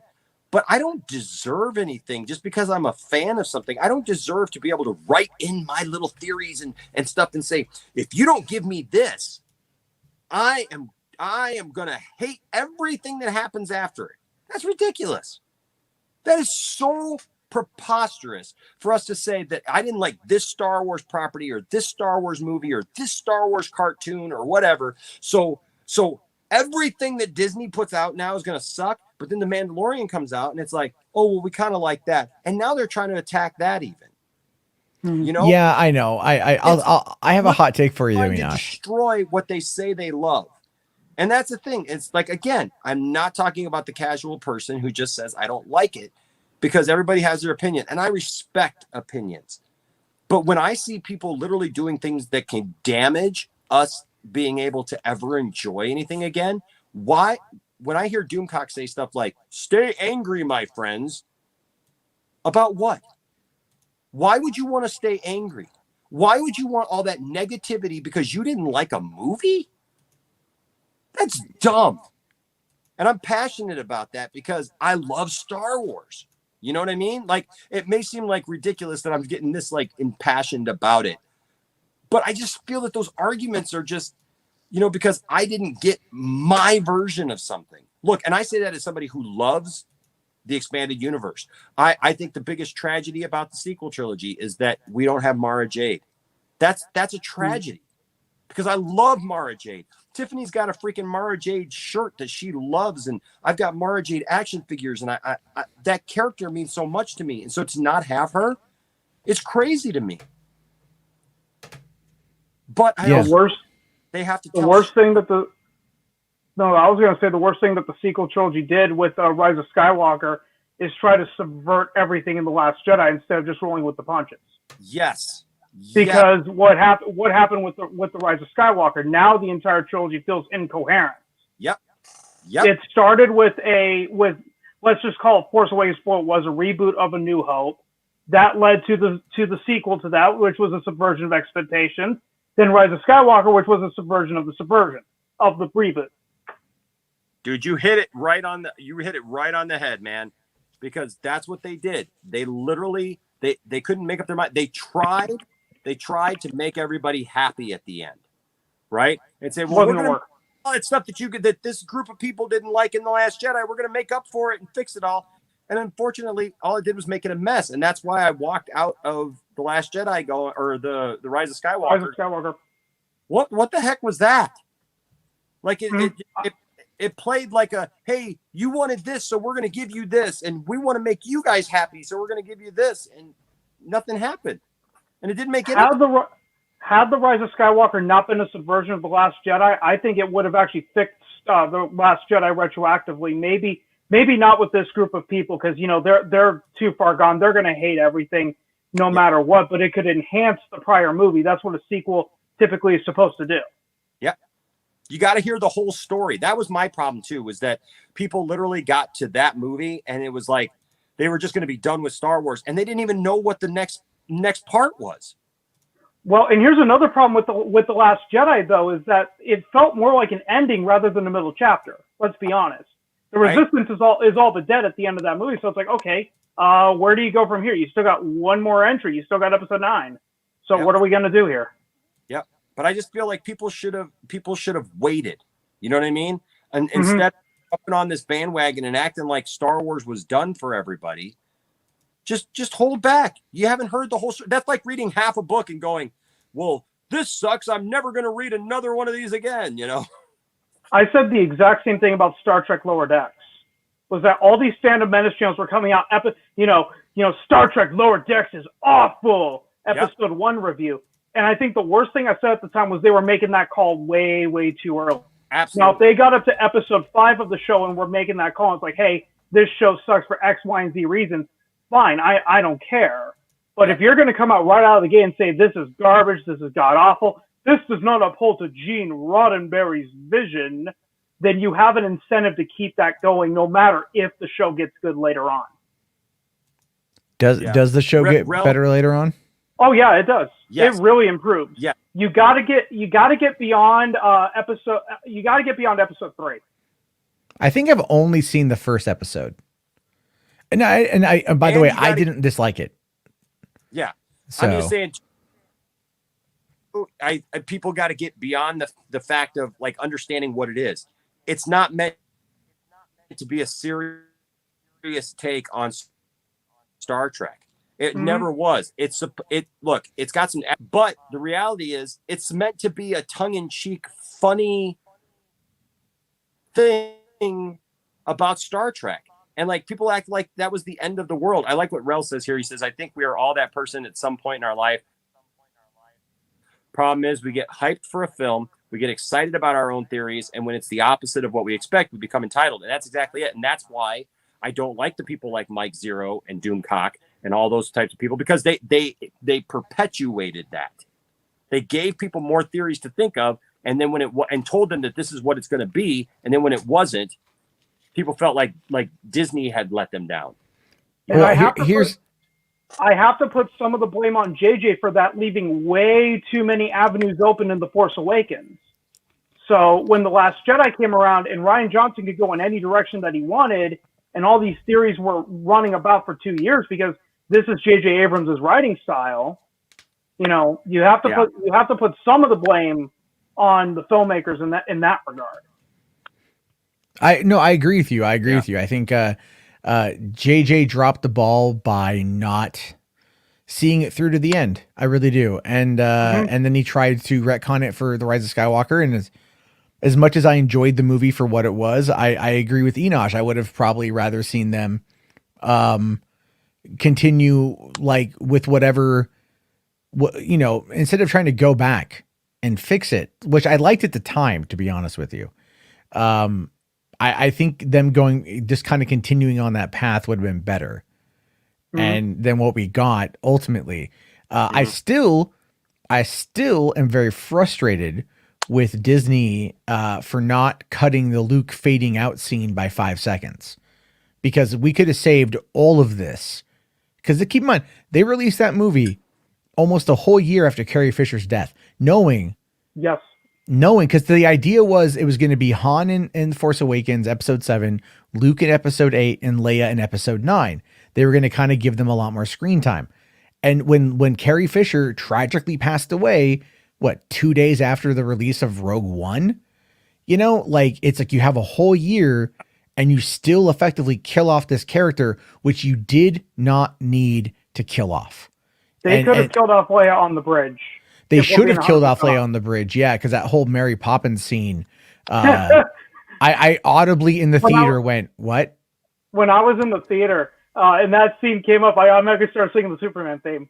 You know what's funny you say that? It's funny you say that, because as soon as I got home from seeing the Last Jedi when it came out in 2017, I went on Twitter and someone had recorded it. I had already done a cam rip of it the day before, because it came out early overseas, which is stupid.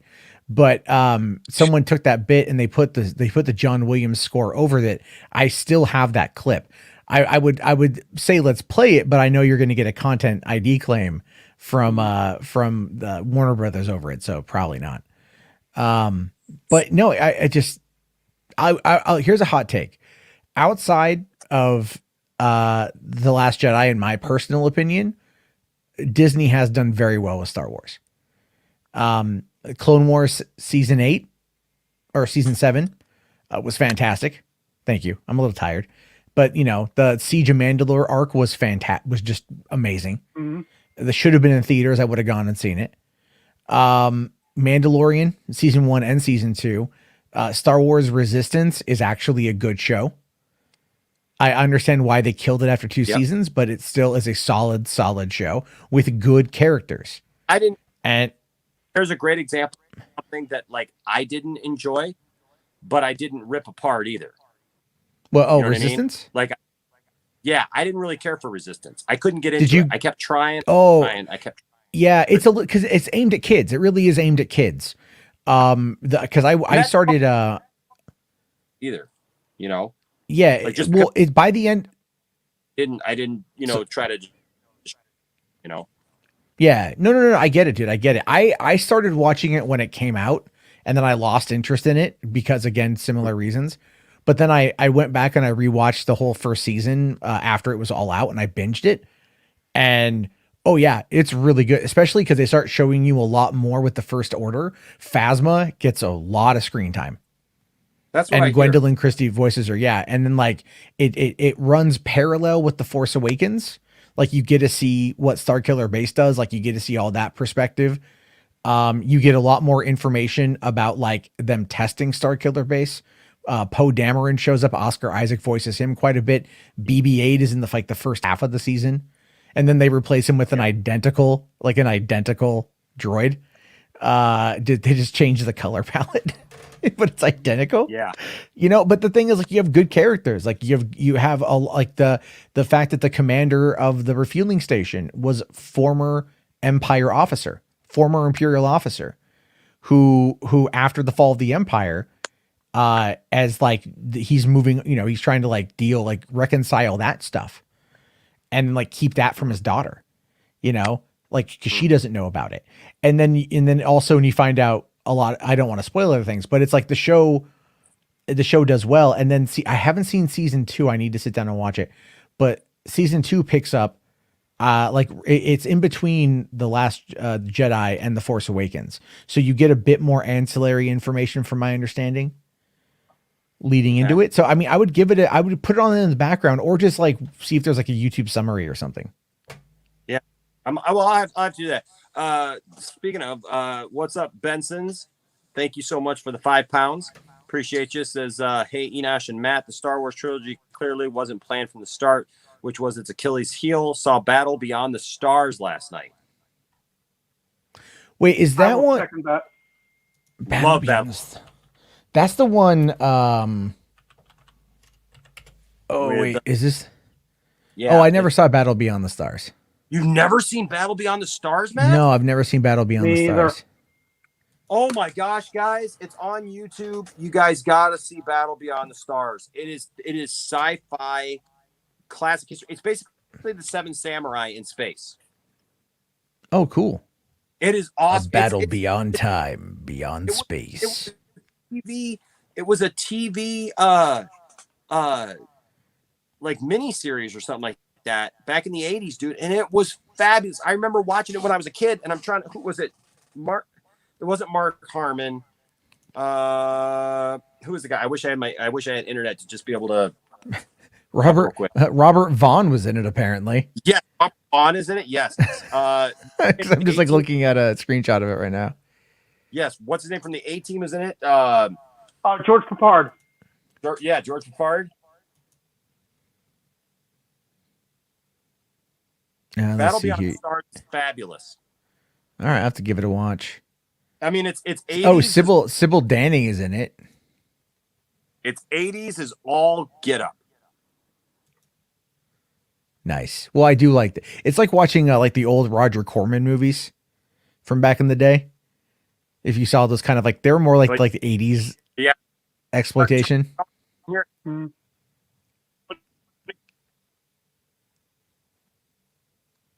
I think we're losing them. Oh my god! Oh wait. Yep, kind of. Yeah. Molly Ringwald. Love that movie.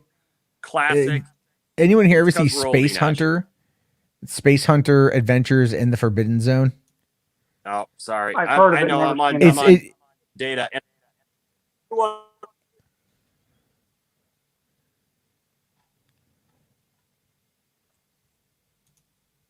All right, I think we. Wait, Popeye Saved by the Bell.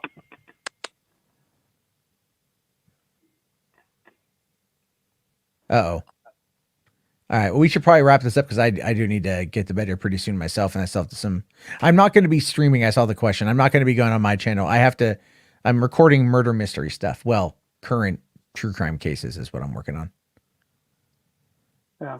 Because there's it's 4 a.m. where I am, so I got to take off pretty soon. Yeah, today's Friday or Saturday. I don't even know anymore. Today's Sunday.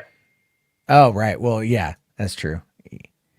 I think Enosh, you got church in the morning, don't you?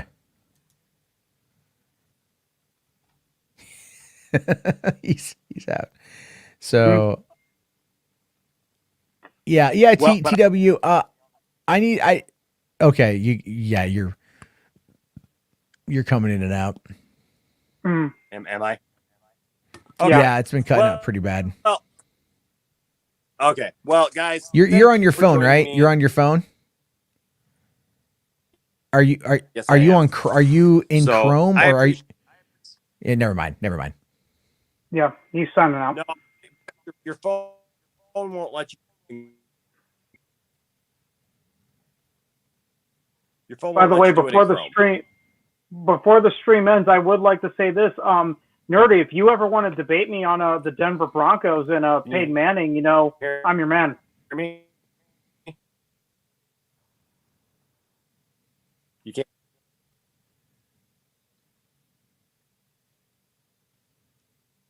Okay, I think we lost him. Yeah. Yeah, Geeks Cosmic. I need to do more Hollywood After Dark.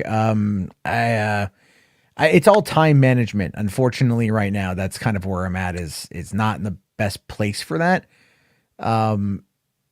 Considering what I would like to do. So, Hey Matt, when are you going to do your next live call-in show so I can bug you again? for Hollywood After Dark or Boulder Talk. Hollywood After Dark. Oh, I need to schedule a time for that. I have a lot of fun with those, and I think the call-in aspect is interesting because you get some interesting people. So soon enough, I'll do it soon enough. I don't want to commit to anything. You know what I mean? Like, it's not that I don't want to. It's just like having 2 kids. My daughter turns 3 in a couple days. I have a 1-year-old, and then trying to like navigate work, and then doing this, and then also sleep, which I'm not getting. So plus I have seasonal effectiveness disorder. So like the whole day I was just useless until it became nighttime and I could wake up. So I hate it. I wish if I made more money, it'd be a lot, I could do it, but right now it's just not in the cards to do it as often as I was like. All right. Well, can you guys hear me?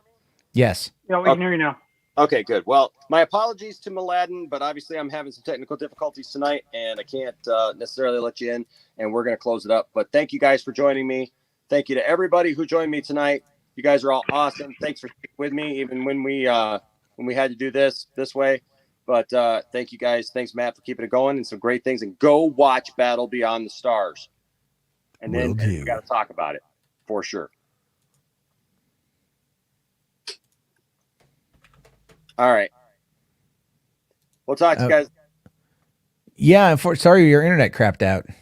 Yeah, it is what it is. Oh, It's it's always iffy with StreamYard after a while. That's why I try not to do it on mobile if I don't have to.